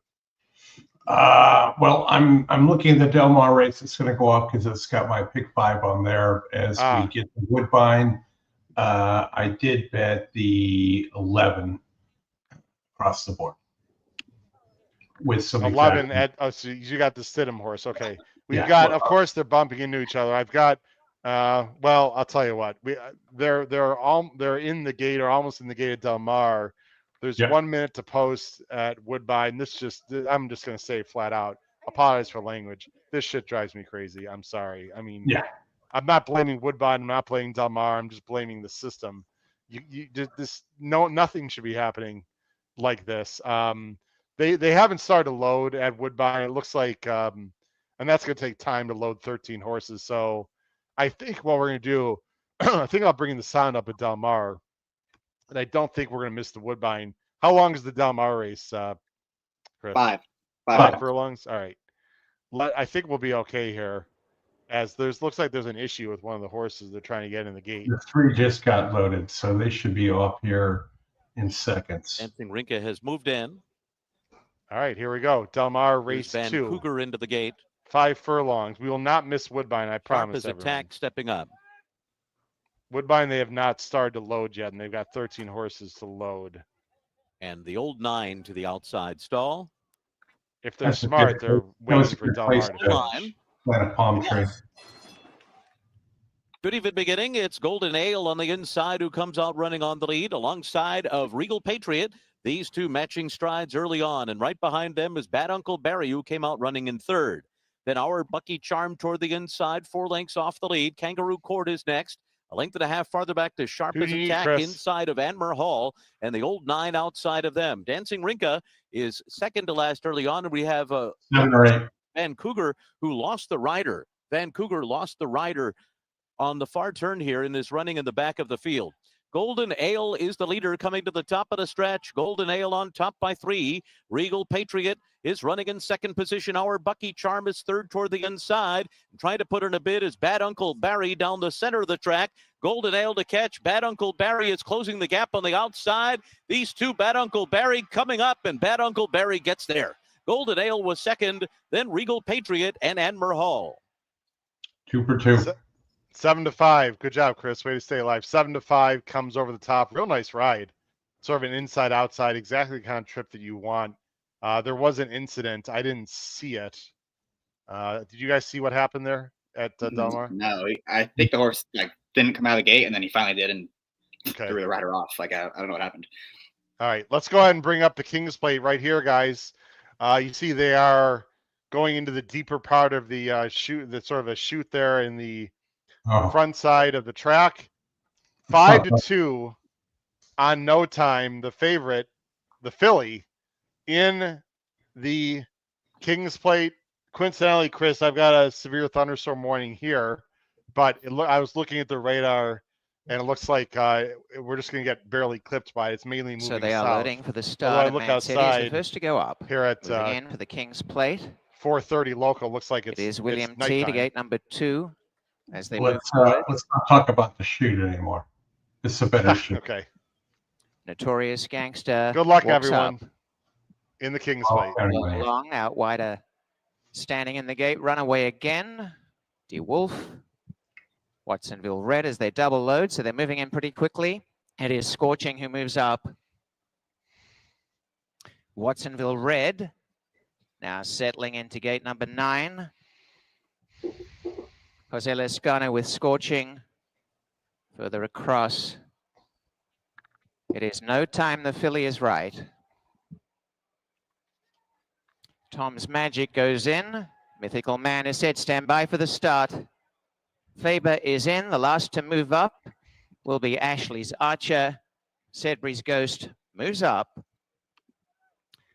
Stand by for the start of the 166th King's Plate. All in. Locked up. They stand. And they're off. And as they break, boring out was Ashley's Archer, but De Wolf began sharply. Best Away is Scorching. And showing up on the inside, Mancetti. Scorching, De Wolf, Mancetti away from the inside. Ashley's Archer trying to settle on the outside. Plenty of room in the center for Mythical Man, and No Time as Notorious Gangster is next on the inside. A length in behind them. Runaway again. Then Sedbury's Ghost in the middle of the pack, Tom's Magic. Over on the inside, William T, and at the back, Watsonville Red and Faber. And they're well off the inside, most of these runners. Showing the way, it is Mancetti leaving a charge of horses. And Mancetti has the lead by a length. Moving forward into second, Mythical Man, Scorching, and coming through in the center to fourth. No Time, the filly. De Wolf is parked up on the outside. Right behind them, Ashley's Archer trapped a bit wide. Notorious Gangster stays in range over on the inside, and William T, the center. A length behind them is Tom's Magic. Sedbury's Ghost is back third last, and together at the back, Watsonville Red and Faber on the inside. The half mile, 47 and 2, and Mancetti in front. Mancetti by a length to Scorching. In third, No Time. Mythical Man on the inside. Three wide is De Wolf, looking for room. Notorious Gangster. On the outside is Ashley's Archer. William T is over in the center with Runaway again. And in behind them came Sedbury's Ghost. Watsonville Red and Faber. They're bunched up, and now Mancetti sprints for home.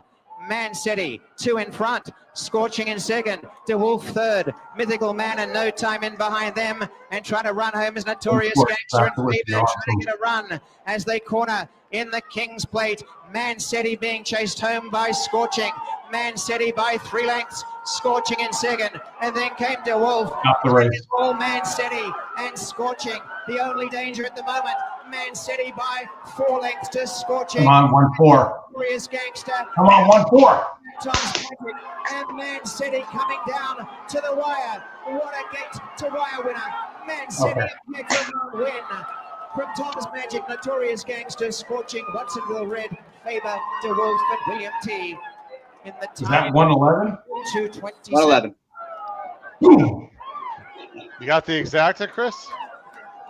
Yeah. Wow.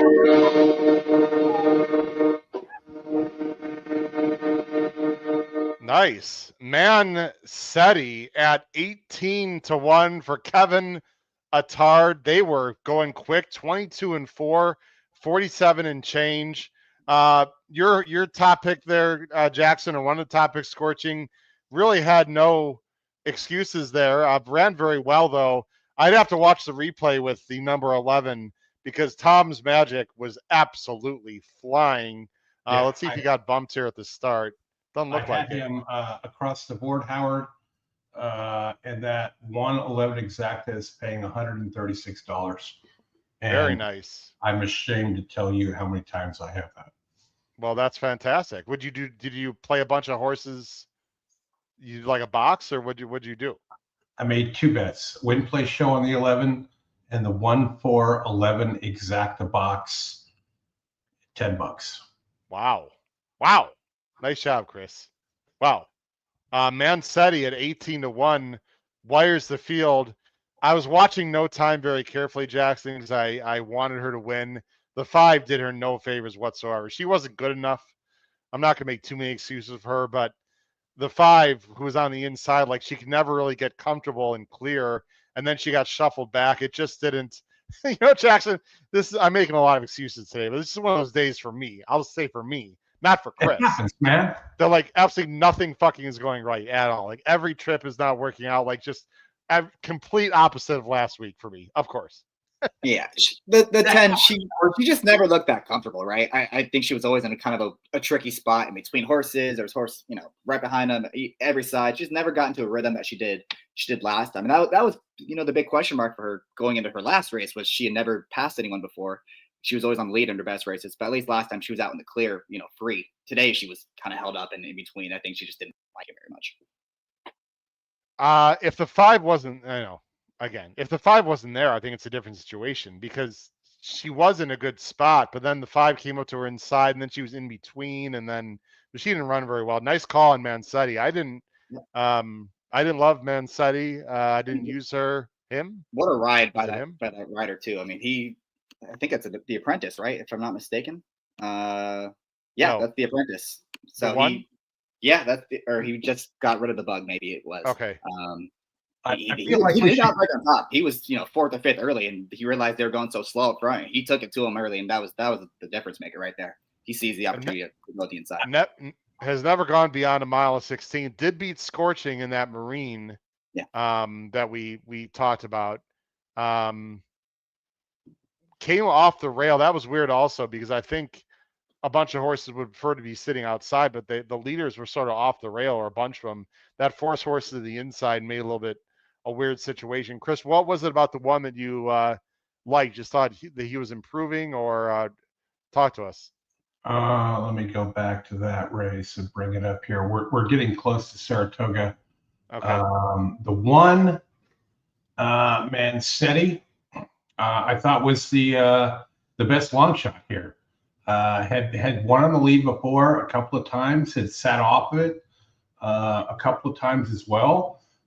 Kevin Attard, he's a solid guy up there, and I thought the horse was tactical and could get to position for the 1 hole, which it did, and went off from there. I didn't have a win bet on it. Like I said, I was win play show on the 11.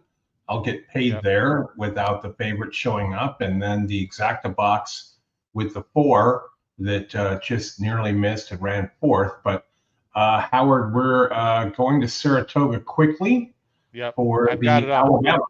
And I'm going to tease you with the Alabama here. The Alabama is a Grade 1 thoroughbred horse for 3-year-olds held annually at Saratoga Racecourse. Is actually named after William Cottrell of Mobile, Alabama. He's a prominent figure in Southern horse racing and one of the founders of the Saratoga station.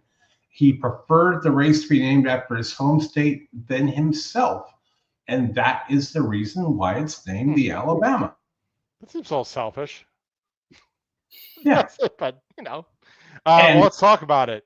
I'm on a lot of time, unfortunately. Your thoughts here, Jackson. Right now, Good Cheer 7-5. I know you like Good Cheer. Nitrogen, first time fast dirt, 1 of 2 for Cassie, 2-1. I like Lacara. I think this is a wire job. She might not be the most talented, but I don't see anyone stopping her and getting to the lead. I'm not sold Good Cheer is improving, and I don't think Nitrogen's a dirt horse. So on faster, I need to see it. So I'll take 5-2 on Lacara. Desperately trying to get one good freaking opinion out there for people listening today. Yeah, I'd be with you. I'd be completely against Nitrogen in here. I think she's up against it. It's either Good Cheer. I'm going to bet Good Cheer in here. I just think she wants 10 furlongs a lot more than anyone else does. I know Brad Cox way back in January said this is a horse that's going to run all day. They've been talking like Belmont, 12 furlongs at one point about her. I know the Belmont wasn't 12 furlongs this year, but that was the kind of horse he's always thought about this filly. But the 6 is at speed. This is the race I wish I could bet in live betting, because if the 6 opens up 4 lengths, I think she can win. If they try to back it down because they're concerned about the distance, she's going to get out kicked to the wire. So I'd bet the 2, but I'm not going to talk about the 6. Is this an example, as I'm trying to get a bend here, is this an example, we've talked about speed a lot, Jackson, on this show, and you talked about it, where you wouldn't mind seeing Lacar just go, let's say 23-4, 47-3, the horses have reached instead the of starting gate. It's 24-4 and for the 49-1, for example. You need to create separation from these horses because you're not out-kicking them home. You need to make them make an earlier move than they want to and take the start out of their late game. You are not going to out-kick them. You're not going to turn this into 3 furlong sprint home and be Good Cheer with this kind of horse. Good luck in the Grade 1. Sorry, Chris, real quick, something? Yeah, nobody in the chat on Lacara, Howard, and I like your book there. They're all on the other 2. Okay. Good luck to everyone in the Grade 1 Alabama. Top pick, Chris, so everyone can bet their bankroll. The 6. Okay, we're going to start Lacara. Here we go. And they're off. in the Alabama, presented by Keeneland Sales. And Lacara quickly darts out of the gate and takes command. Nitrogen, second in the opening furlong, and Good Cheer secures a spot along the rail in third. Then it's Queen Azteca. Margie's Intention is second to last. And Kinsey Queen, after a rough beginning, is at the back of the field. Nitrogen's going very wide around the first turn as Lacara hugs the rail under Dylan Davis and leads by 2. Nitrogen gets a little bit closer now through a quarter that went in a very slow 24 and 4/5 seconds. 3 more lengths back to Good Cheer in third. And then another length and a half to Margie's Intention, 5 lengths off the lead. Queen Azteca is next, and Kinsey Queen is at the back of the field. Down the backstretch, and Lacara trying to go as slow as possible, and she's doing it. 49 and 3 for the half. Nitrogen, her stablemate, a length and a half away. Another 3 back to Good Cheer, who's comfortable in third, and Margie's Intention is fourth, coming to the half-mile pole, 5 lengths off the lead. Now a little nudge for Kinsey Queen at the back of the field, joined by Queen Azteca. 113 and 1, Lacara. Nitrogen turning up the pressure now as they start to sprint around the far turn.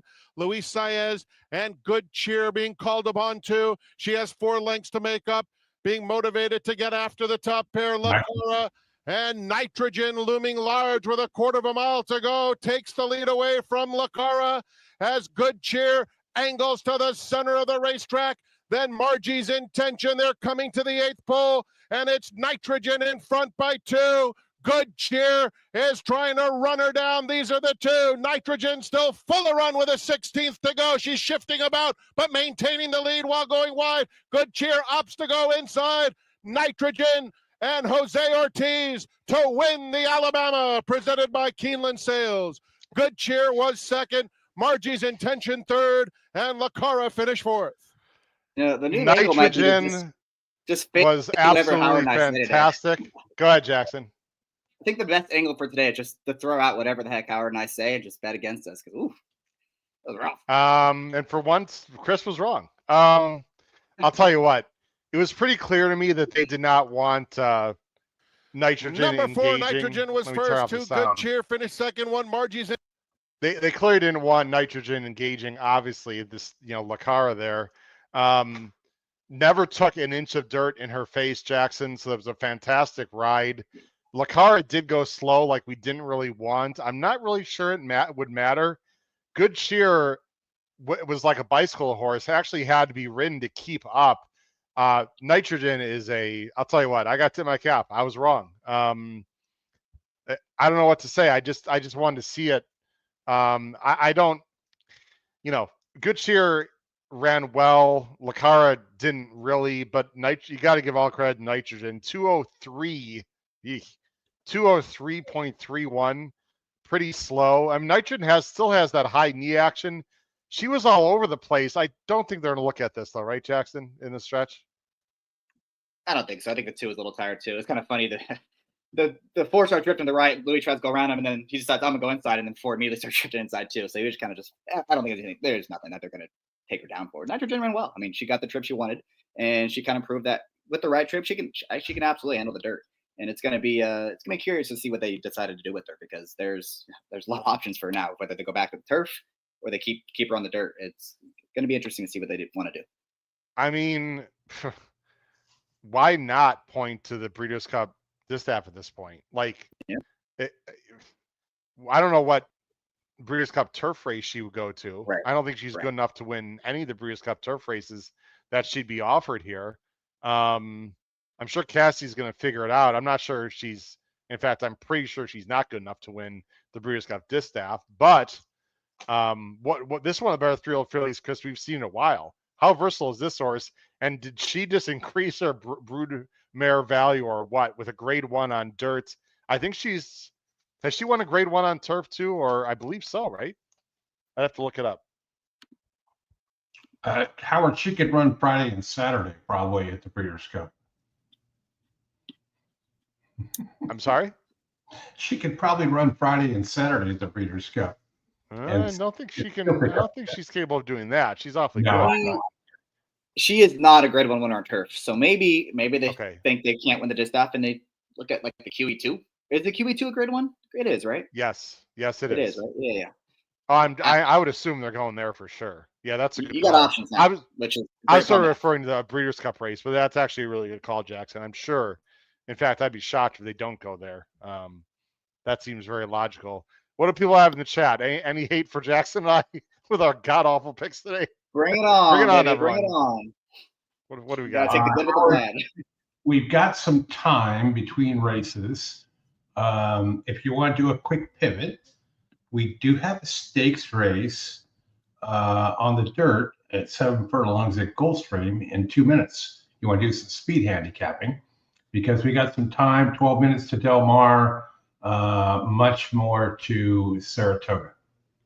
I'm just looking at the chat. I want to get some. We have a lot of active people in the chat we haven't brought up very much here. Something good happened for Chris. I think this is the King's Plate for Terry, I believe. Pratt 0 for 8 at Woodbine. Ooh, Yeah. Today. That's no bueno. Let's see here. And just to wrap up with the Alabama, I don't think Good Cheer lost anything in defeat there. I mean, that was a crawling pace that she tried to close into. She ran perfectly fine. And if she gets into a race like the Distaff, I don't think there's a lot of speed horses going to be in it this year. But if she found herself in a race that actually had some pace into it, she'd be fine in it. How do I feel about that comment? Yeah, but I mean, she was only a few lengths. She was only a few lengths off, and she couldn't really keep up. And then I thought it was sort of a non-threat in the lane. Really, I don't think she's really improving. That's my issue there. She ran fine, but I don't know. Where are we going here next? I think she'll be okay. Sorry, yeah, I mean, look, I'd love to own her, but I mean, yeah, I don't know what I would do with her next time. Chris, where are we going next? I'm going to Gulfstream. They got a stakes from here to the 75K sheer drama handicap, 7 furlongs on the dirt, not synthetic. So I like that. The 7's a big favorite here. I expect the 7 to win. I'm 7-1-8, and I'm betting it that way. 7 over the 1-8 in exactas and 7-1-8 in the try. So okay, I think the last race that we had planned, let me see what that would be the next Woodbine race. I think that's the last one we're going to cover, guys, which is that's the 2-year-old stake, right? I believe. Upcoming next, yes. What do we got? How much time we got at Woodbine, guys? Just 16 minutes. Okay, so that is the last race we're going to cover. Jackson, you good to stay on? Appreciate you staying on so long, man. We have a Appreciate lead that. scratch Not that being announced for the first time in the 5th race today. In race 5, Saratoga, we got 22 doing enter on the claiming, so we'll wrap up. The 5th race today. Scratch number 7, Wildcat Danzing. Wow. And we got 9 minutes to Del Mar, and I am single to the 1 horse here. But there's some others who are very. Here's Gulfstream is. Oh, what a shock! We got a lag here. It says 0 minutes to post. They're behind the gate. There's a this is a stake race you said at Gulfstream, Chris? Yeah, it's a $75,000 stake race, so it's nothing super exciting. I mean, I like to call these, kind of allowance races, right? All right. I think the stake race, Jackson, at Woodbine's interesting. The 2-year-old race that we're gonna talk about here a little bit.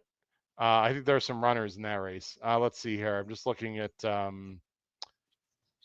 Jeffrey said, Nitrogen was the reason why she was wide though. Jeffrey, that was planned. Like it's not. She wasn't pushed out wide, Jackson, because there were other horses inside of her. Like they clearly wanted to keep her away from the kickback and from the Lacar. I'm not going to give her extra credit for that. I'm not saying Jeffrey's sort of insinuating that, and respectfully, Jeffrey, I'm not going to give her extra credit because she did it on purpose. But she was great. I mean, I don't want to take anything away. She was wide because they wanted her to go wide. It's not because she was pushed out wide. I agree. She ran perfectly well. The numbers come back good. I agree. You don't want to upgrade it because she was wide because it was also a slow pace. It's not like it would be one thing if she was wide with a fast pace. That's when you definitely want to upgrade. But she ran perfectly. She ran well. Yep. Brad Anderson, yes, go to the distaff. I don't think she has a prayer in the distaff. depending on who goes. Well, we'll see. I know it sounds like I'm crapping on nitrogen. I'm not. I'm just saying overall the quality of that race didn't blow me away. Okay, here we go, Gulfstream, guys. Rumors have it away well from the outside. Hall and Ice got away cleanly enough, moving between horses. Poema is fleet of foot. Poema and Rumors have it 1-2. Third is Hall and Ice. From fourth, it's Royal Poppy. A gap of 4 more. Galop de Hermé outkicked in the early stages, 7 lengths behind. Moving out the rail, it's Vincy Girl, third last. Second last is Nerazzurri, and Puckered is the early trailer. They're rolling early. 21-3 for a completely unreasonable opening quarter as Poema and Rumors have it continue to spar. Tripped out third is Odds On is Hall and Ice, and a gap of 5 more to Vincy Girl. She's together with Royal Poppy, who's in the yellow blinkers on the outside. These top flight runners continue to dominate. They've worked 4 ahead of Galop de Hermé, way out of it near Missouri and Puckered. They speed past the 5/16 through a wicked half of 44-1. Rumors have it has been softened up by Ice. Vincy Girl charging hard to try to get the in-battle duo. Royal Poppy makes it up to 4th.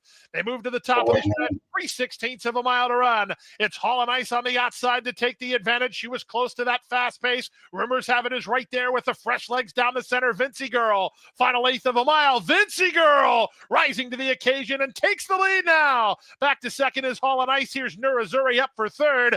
The winner of the sheer drama is Vincy Girl by 3. Second, Hall and Ice. Third from Nerazzurri, and from another area code, Puckered appeared to get 4th in 124 flat. No horns struggling. Hall and Ice struggling in the lane as Vincy Girl at 7-2 comes over the top at Gulfstream. All right, let's go to Woodbine, guys. I believe is our last race that we're going to cover here today. Thank you very much for watching. Howard, what's that, Chris? How many minutes we got to Woodbine? I'm putting it up right now. We still got 18. So let's go to Delmar. 6 minutes. Yeah, let's do it. They just reset it. It was a lot lower than that a minute ago. So they must have pushed it back. At Woodbine? Oh, they just reset it to further. Correct. Yeah, there's some dignitaries getting into a carriage, which don't get me started. I don't know. They're delaying our schedule here.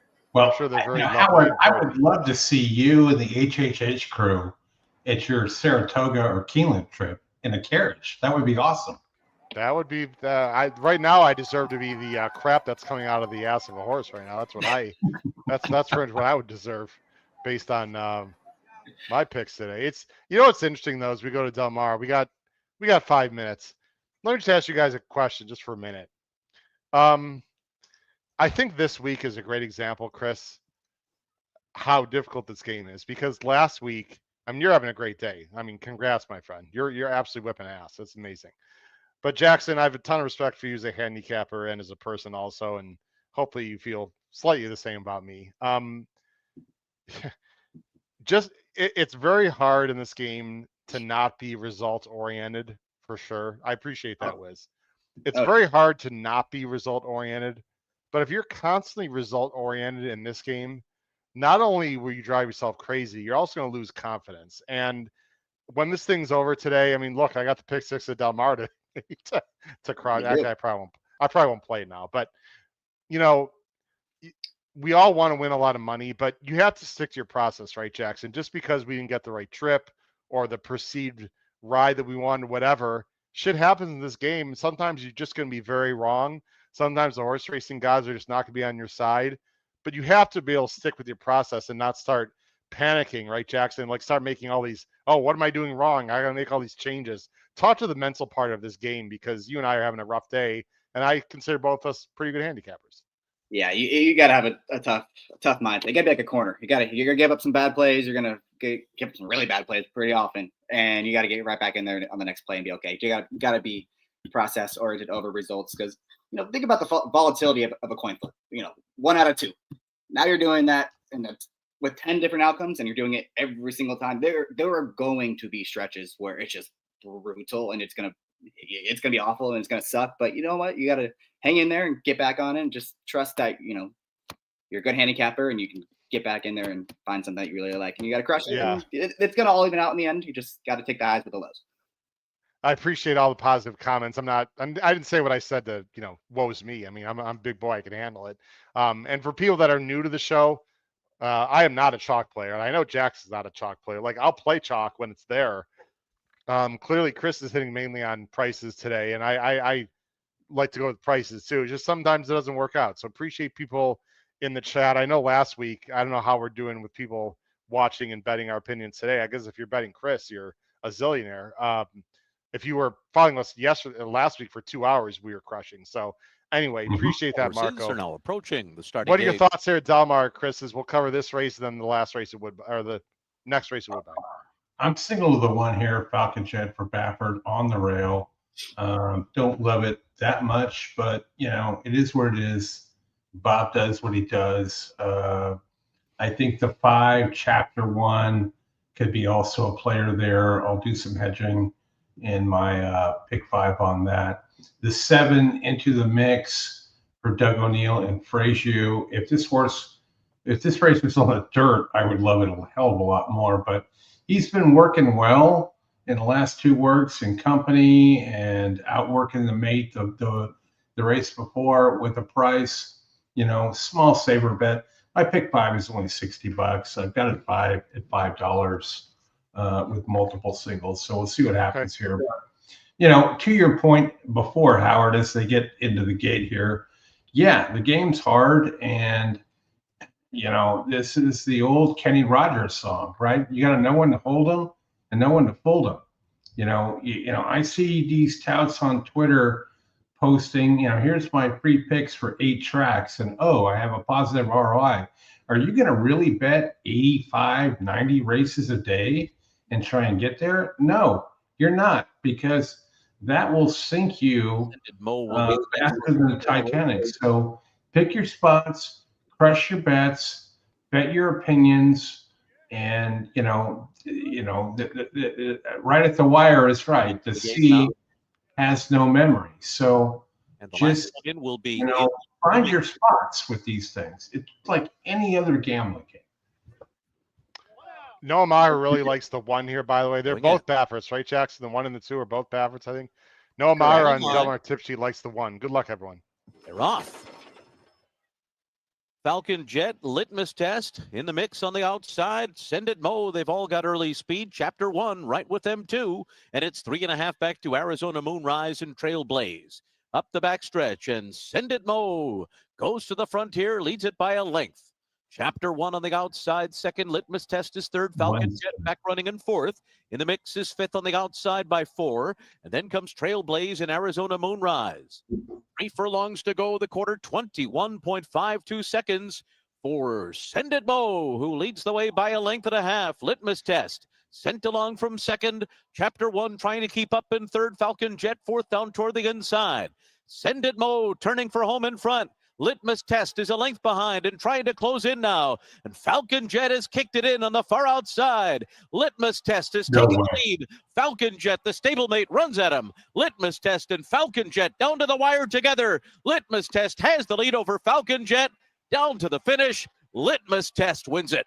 Falcon Jet was second, and then Send It Mo, and in the mix. 103.64. Very fast. Early, a little slow late. That Starlight there looks like, Jackson, for the 2. I believe so, yeah. Yeah. Litmus Test. Again, the 1. Yeah, I mean, didn't really hold his position, got shuffled back. We've seen a lot of rides today, Jackson. To me, maybe I'm just being too damn critical, but when you've got the rail, like, I just rather have a jockey go and hold your position, take your chances. We've seen now a few times these horses on the rail try to like get cheeky and take back and come around like with inexperienced horses. It just, maybe that was circumstances. I'm not going to crap on the jockey there, but it just didn't work out. I will. Okay. You want me to go out? You want to go to the other room and show you my Mike Smith decapitated bobblehead? Not especially. No. Well, what'd you see there, Chris? I got one of those. No, I mean, what'd you in that race? Did you see something that led to that comment, or? Yeah, he just did exactly what you said. He just didn't go, right? Like, you're on the rail in a maiden special. What, this horse's first time out, second time out, and you didn't go. You didn't go last time either. I'm guessing Juan rides this horse next start out. Guess who it was? The same guy who gave a huge effort on the 4 in the last yesterday. Oh boy, from Noah Maher. He's talking about Mr. Smith, Hall of Famer, Mike Smith, by the way. Yeah, I'd have to go back and watch the start of that one. I wasn't sure if he didn't try to go, or outbroke the field. Was the 6 just quicker in the first furlong? I'd have to watch the replay on that one. Well, I know in the first 5 jumps he was quicker, but then he sort of let. Jumps he was, but the 6 also took off after that. Look, the rail is tough at Del Mar. It's been like that forever. The rail is very difficult to overcome at this track, more than most tracks. It's always been that way. But again, I'd have to watch the replay about this specific race. Unless the tide is out, then unless that's the tide and the full moon. You can't forget the full moon part too, right? Which I think was last weekend, so we should be okay. Right, and if you take a bunch of fish tacos and you like lean them up against the rail, that also will affect the. I don't know what I'm saying now. Anyway, all right. Woodbine. Nice trip in here, and a lucky score. Sorry about that. 9 minutes to Woodbine. This is the last race we're going to cover. Again, thanks everyone for watching. I do want to say this, and we have a lot of people still watching. I want to make this real clear to everyone. The how do I put this? The decision to keep these shows going on Saturdays and a little bit Sundays, maybe Saturdays, fully depends on our viewership. The viewership has been very good. We really do appreciate everyone watching. I would like it to be higher. I certainly am not blaming anyone that's watching now because you're watching, so greatly appreciate it. But there is a certain amount of viewers that I would expect to have for us to make it worthwhile for us to come on here. We love talking about horse racing, obviously. We love giving out winners. It is a big commitment, for people to get away from their families and whatnot on a weekend afternoon here. So this is not me saying in a nice way we're stopping the show. This is me in a nice way saying to please spread the word about Weekend Warriors, because there is a point at which we do need to have a threshold in which we do need to have a certain amount of viewers and listeners. So greatly appreciate everyone watching and listening. Right at the wire, I like that idea. Start drinking heavily. That's really not this Canada Dry is not really. Maybe this was the problem today, Chris. I went with the ginger ale from Canada, I think as Woodbine, and somehow I should have gone with something American. I don't know. We're gonna go there now. I don't know. You're drinking Canadian stuff, so that's good. But as we get into this Woodbine race, Howard, here, I think this race is another one that's kind of wide open. You got Cruden Bay, your 2-1 favorite here, 8 for 24, the class of the field. Is there enough? The King Eddie. I was even touting the wrong race, Jackson. I was touting the 2-year race when it's the King Eddie. I'm all out of sorts. Sorry, Chris, I interrupted you. Go ahead, Cruden Bay. Yeah, I mean, is there enough of the pace here where a mile is longer than the horse wants? Will there be a long shot closing late? Methinks the answer is yes. And those could be the 8, the 4. I give the 4, a long look at that bigger price there. Piper's Factor is another one here that could wake up. Hasn't won since a year ago, but could sit right off it and get the trip it wants. But I think really the 8 is the one that could sit the trip. And I like the 4 coming late as well. Jackson, I thought this race was pretty wide open. I smelled something weird happening in this race. My top choice on the show was Gas Me Up. There is no freaking way on this universe would I bet Gas Me Up at 5-2. I know that he's improving. He's putting races together, but man, 5-2 to me is way too low on this horse, even though I did pick him on top Thursday. Yeah, I agree. I mean, he got a really good trip last time. I think I had him that day. He was 9-2, and it felt like that was the price to get him. I don't know if I necessarily went at 5-2 against this tougher group. And I think the same could be said for Cruden Bay, who we've been talking about a little bit earlier, who was, I believe it was 9-1 last time and won that race very easily. But now he's in arguably a tougher group, and there's not as much pace as there was last time. He's gonna be a short price. So I looked to the outside, and the potential lone speed of the race, depending on what number 1 does. Or strategy on the outside, and especially after we just saw Simcoe do what he did a couple of races ago when he took him down to the wire going 6.5. I think the stretch out to a mile shouldn't be a problem. This horse has run well going further before. I think they're gonna have to come catch him. I would anticipate them being very aggressive with this horse, and he'll be in front, turning for home. See if he has what he has left late. I also do like Wyoming Bill, though, as Chris said too. That horse ran huge last time. There was the 7.5 furlong races at Woodbine are very, very speed dominant. That race was no exception. They went 1-2 around there the entire way, and the horses finished 4th and 5th. Were 4th and 5th the whole time. This is the only horse who made any move from out the pace. He made up a ton of ground into a paceless race, finished 3rd that day. Now he's going to a 1-turn race.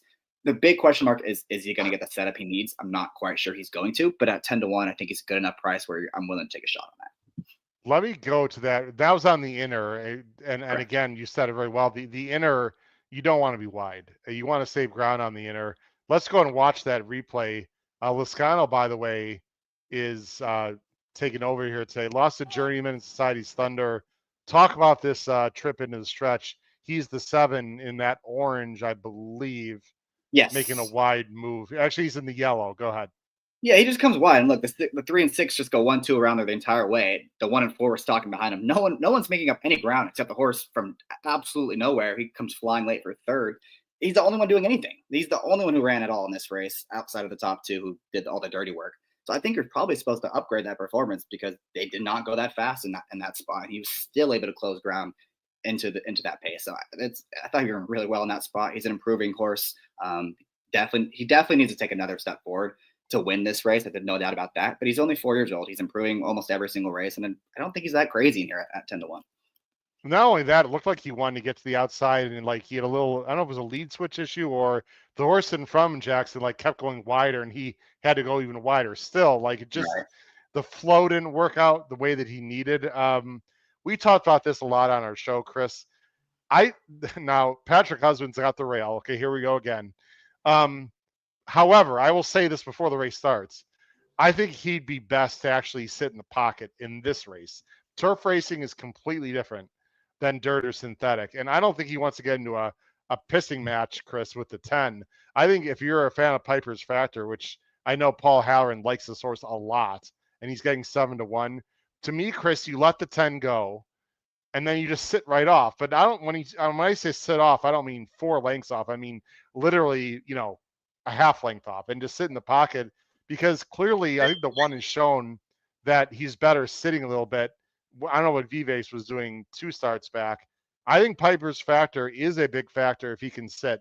Your thoughts in this race, Chris? Public sector. Why are we not talking about this horse? Because he's no good anymore. Second off for Sappy, 22%. Second race back, 17%. 17% with the horse. Breeding looks better above all these horses here. Why can't this one run him down? Why are you worried about, Piper's Factor running him down when the 9 can run him down? Chris, if this 9 wins this race, you can host the next 3 Weekend Warrior shows. Oh. All right. People in the chat. Totally serious. This horse makes 0 sense. He's 7. He's slowing down. This is not 24. This is not Chad. Like, if this 9 wins, I don't even know what to say. I couldn't be more against this 9. Jackson, feel free to support Chris or support me or play the fence. Either way is fine with you. Look, I don't like him in the spot. I'm not going to tell you not to bet him though when he's 20-1. If he was 2-1, I'd tell you you're crazy. But at 14-1. Well, he's 14. He's 14. He's getting bet down. Yeah, it's early money at Woodbine. He'll go up. Early money. There's a minute to post. Early money. You got to remember what world we live in, guys. We live in the CAW world where they bet at the bell. I don't. Again, I know I've had a crappy day. I don't see it at all. I would be completely shocked.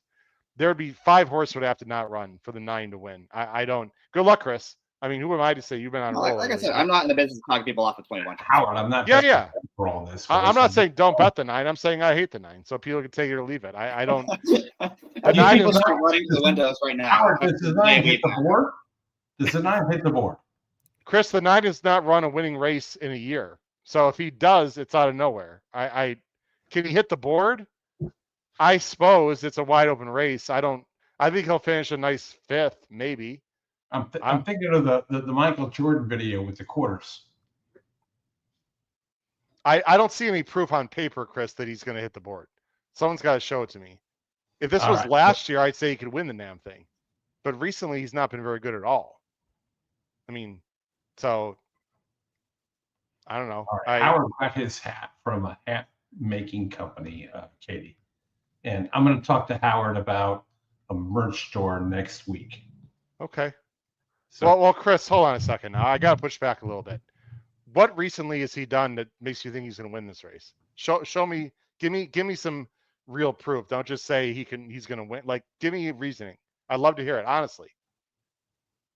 it's just one of those gut feels, man. No, that's not a reason, man. You can't be an expert on this show and say I have a gut feel that the horse is going to win. We need some reasoning, man. Come on.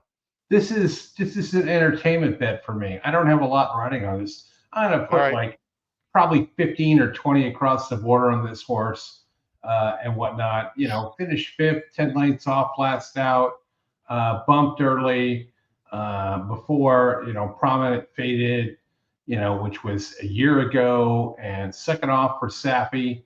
You know, he finds it fit to send this horse up there. So, you know, why not? I mean, if we're gambling, we're gambling, right? We are. All right. Okay. I just want to hear what you had to say. Fair enough. All right. Good. If anyone likes the 9, good luck. I hope you. I mean, you're getting paid, like we said, for sure. They are going into the gate.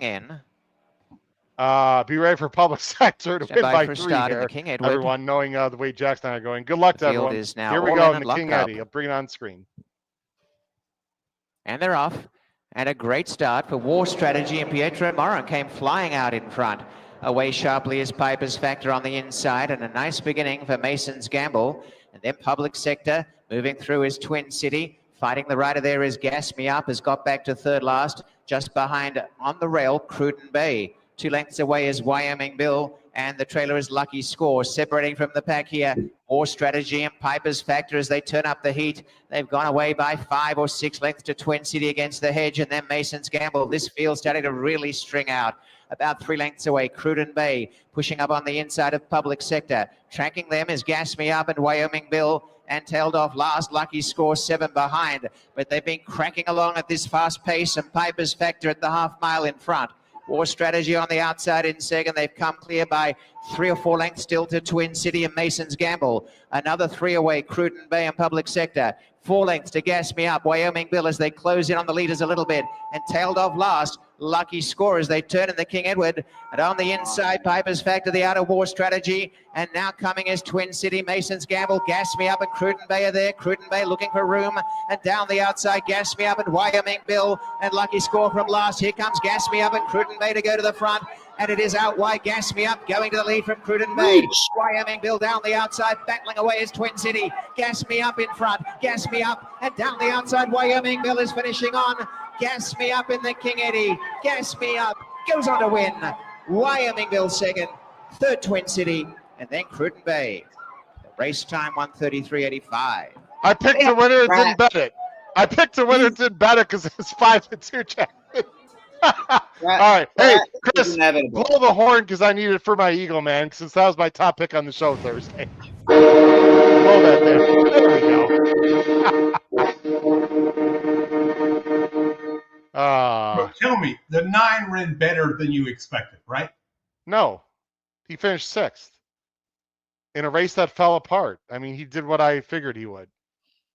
All right. Winner is number 8, Gas Me Chris, Up. you want me to lie and Second say is that 4, he ran Wyoming better because you picked him on top? I mean, he finished 6th by 3.5. The race fell apart. He was mid-pack the whole way. He ran fine. I mean, he didn't run bad. He did. I mean, I don't know what Wyoming Bill Jackson. I know the race did fall apart a little bit. Ran big, and again, I don't know what it is today because I love jockeys. I mean, I don't usually critical. Jackson, if you're the 10, you outbroke the field. Go, take the lead. He left the rail open, and then Patrick Husbands didn't really have it. He could have taken back, by the way, but he chose not to. We've seen some weird. I'm just going to say it. I'll say it flat out. I think we've seen some really bad riding in this last 2 hours. I'm sorry. I got to say how I feel. Yeah, I mean, they were playing a little game of chicken there, hoping the other would blink and back off, and it just never happened. And it got too late to the race where, okay, at that point, you're And look where they committed. finished. They ended up finishing 7th and 8th. So how did that work for them, right? I mean, Yeah, of course, but at the same time, definitely with the 10, I think with the 1, both of them, you probably could argue their best chance was to go to the front and try to wire them, and they just didn't blink, and that's just gonna happen sometimes. And I'd much rather see that and be over aggressive than you drag a speed horse back to 6th or 7th early on. Every time, neither of them usually ever work. Sometimes you can get away with going too fast. You're hardly ever going to get away with dragging the speed horse to the back of the pack. So let me just be clear for everyone, and I respect your opinion. I said before the show, before today, and we said on Thursday that I thought he'd be better in the pocket. Now, because the 10 was like slowing it down on the lead, that did put Husbands in a tricky situation, Jackson, because if he takes back, they go even slower. My argument, though, is fine, take back and sit in the pocket and let the 10 set a slow pace when you're right there anyway. The minute he engages up the inside, now that forces the 10 to also go, and now you're in a jackpot. So the whole situation, though, was whoever's on the 10, like if you bet the 10, I didn't bet the 10, but if you're at home betting the 10, I would be pissed if I were you, because you outbroke the field. Just go, man, and get the rail and make the 1 come around, right, Jackson, and take your chances. What happened is they ended up getting a pace meltdown, and they screwed each other. But gas me up. That was textbook Flavian, by the way.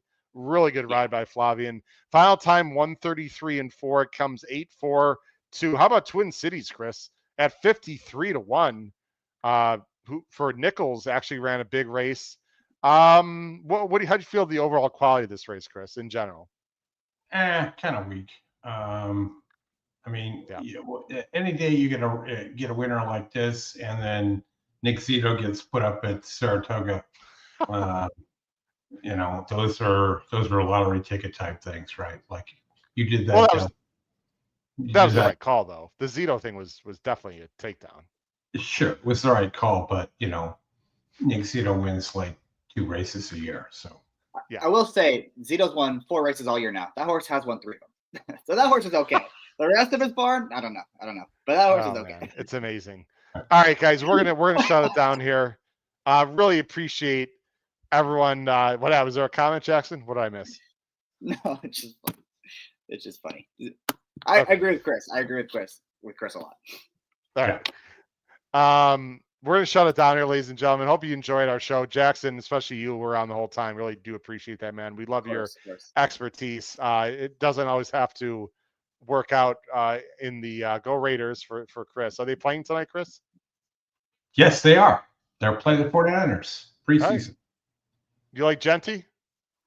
Huh? You like Genty? Should I put on my fantasy team? Ashton Genty. I don't monkey around with fantasy. I'm more of a. I hit the late last 2 races last night for a bunch of money, and happy to cash on that parlay. But I don't monkey around with fantasy stuff. All right, fantasy stuff is lame. Well, I'll tell you what was not fantasy. What was not fantasy was you, my friend, today on the show. You did a great job. Tip of the cap. Congratulations. Had a bunch of real nice scores. Put Jackson and I, stuffed us into a locker. I mean, it's not a competition, but boy, were you right a bunch of times. So great job, Chris. Anyone who follows Chris. So I've got him on the show for that kind of those kind of nice opinions. Really do appreciate everyone watching. We do plan on having a live show next week. It is Travers, so it's going to be big time again. Please spread the word, ladies and gentlemen. Hope you enjoyed the show. Had a great time here, and it was always fun to deep dive into the analysis of these races. For good friends and co-hosts, Chris Walsh, Jackson Muniz. I'm going to go soak my head in some kind of cold ice or something and see if I can enjoy the evening after that rough afternoon. Crush your bets, maybe in the Delmar Pick 6 coming up. Take care, everyone. Have a great rest of the weekend. Bye-bye.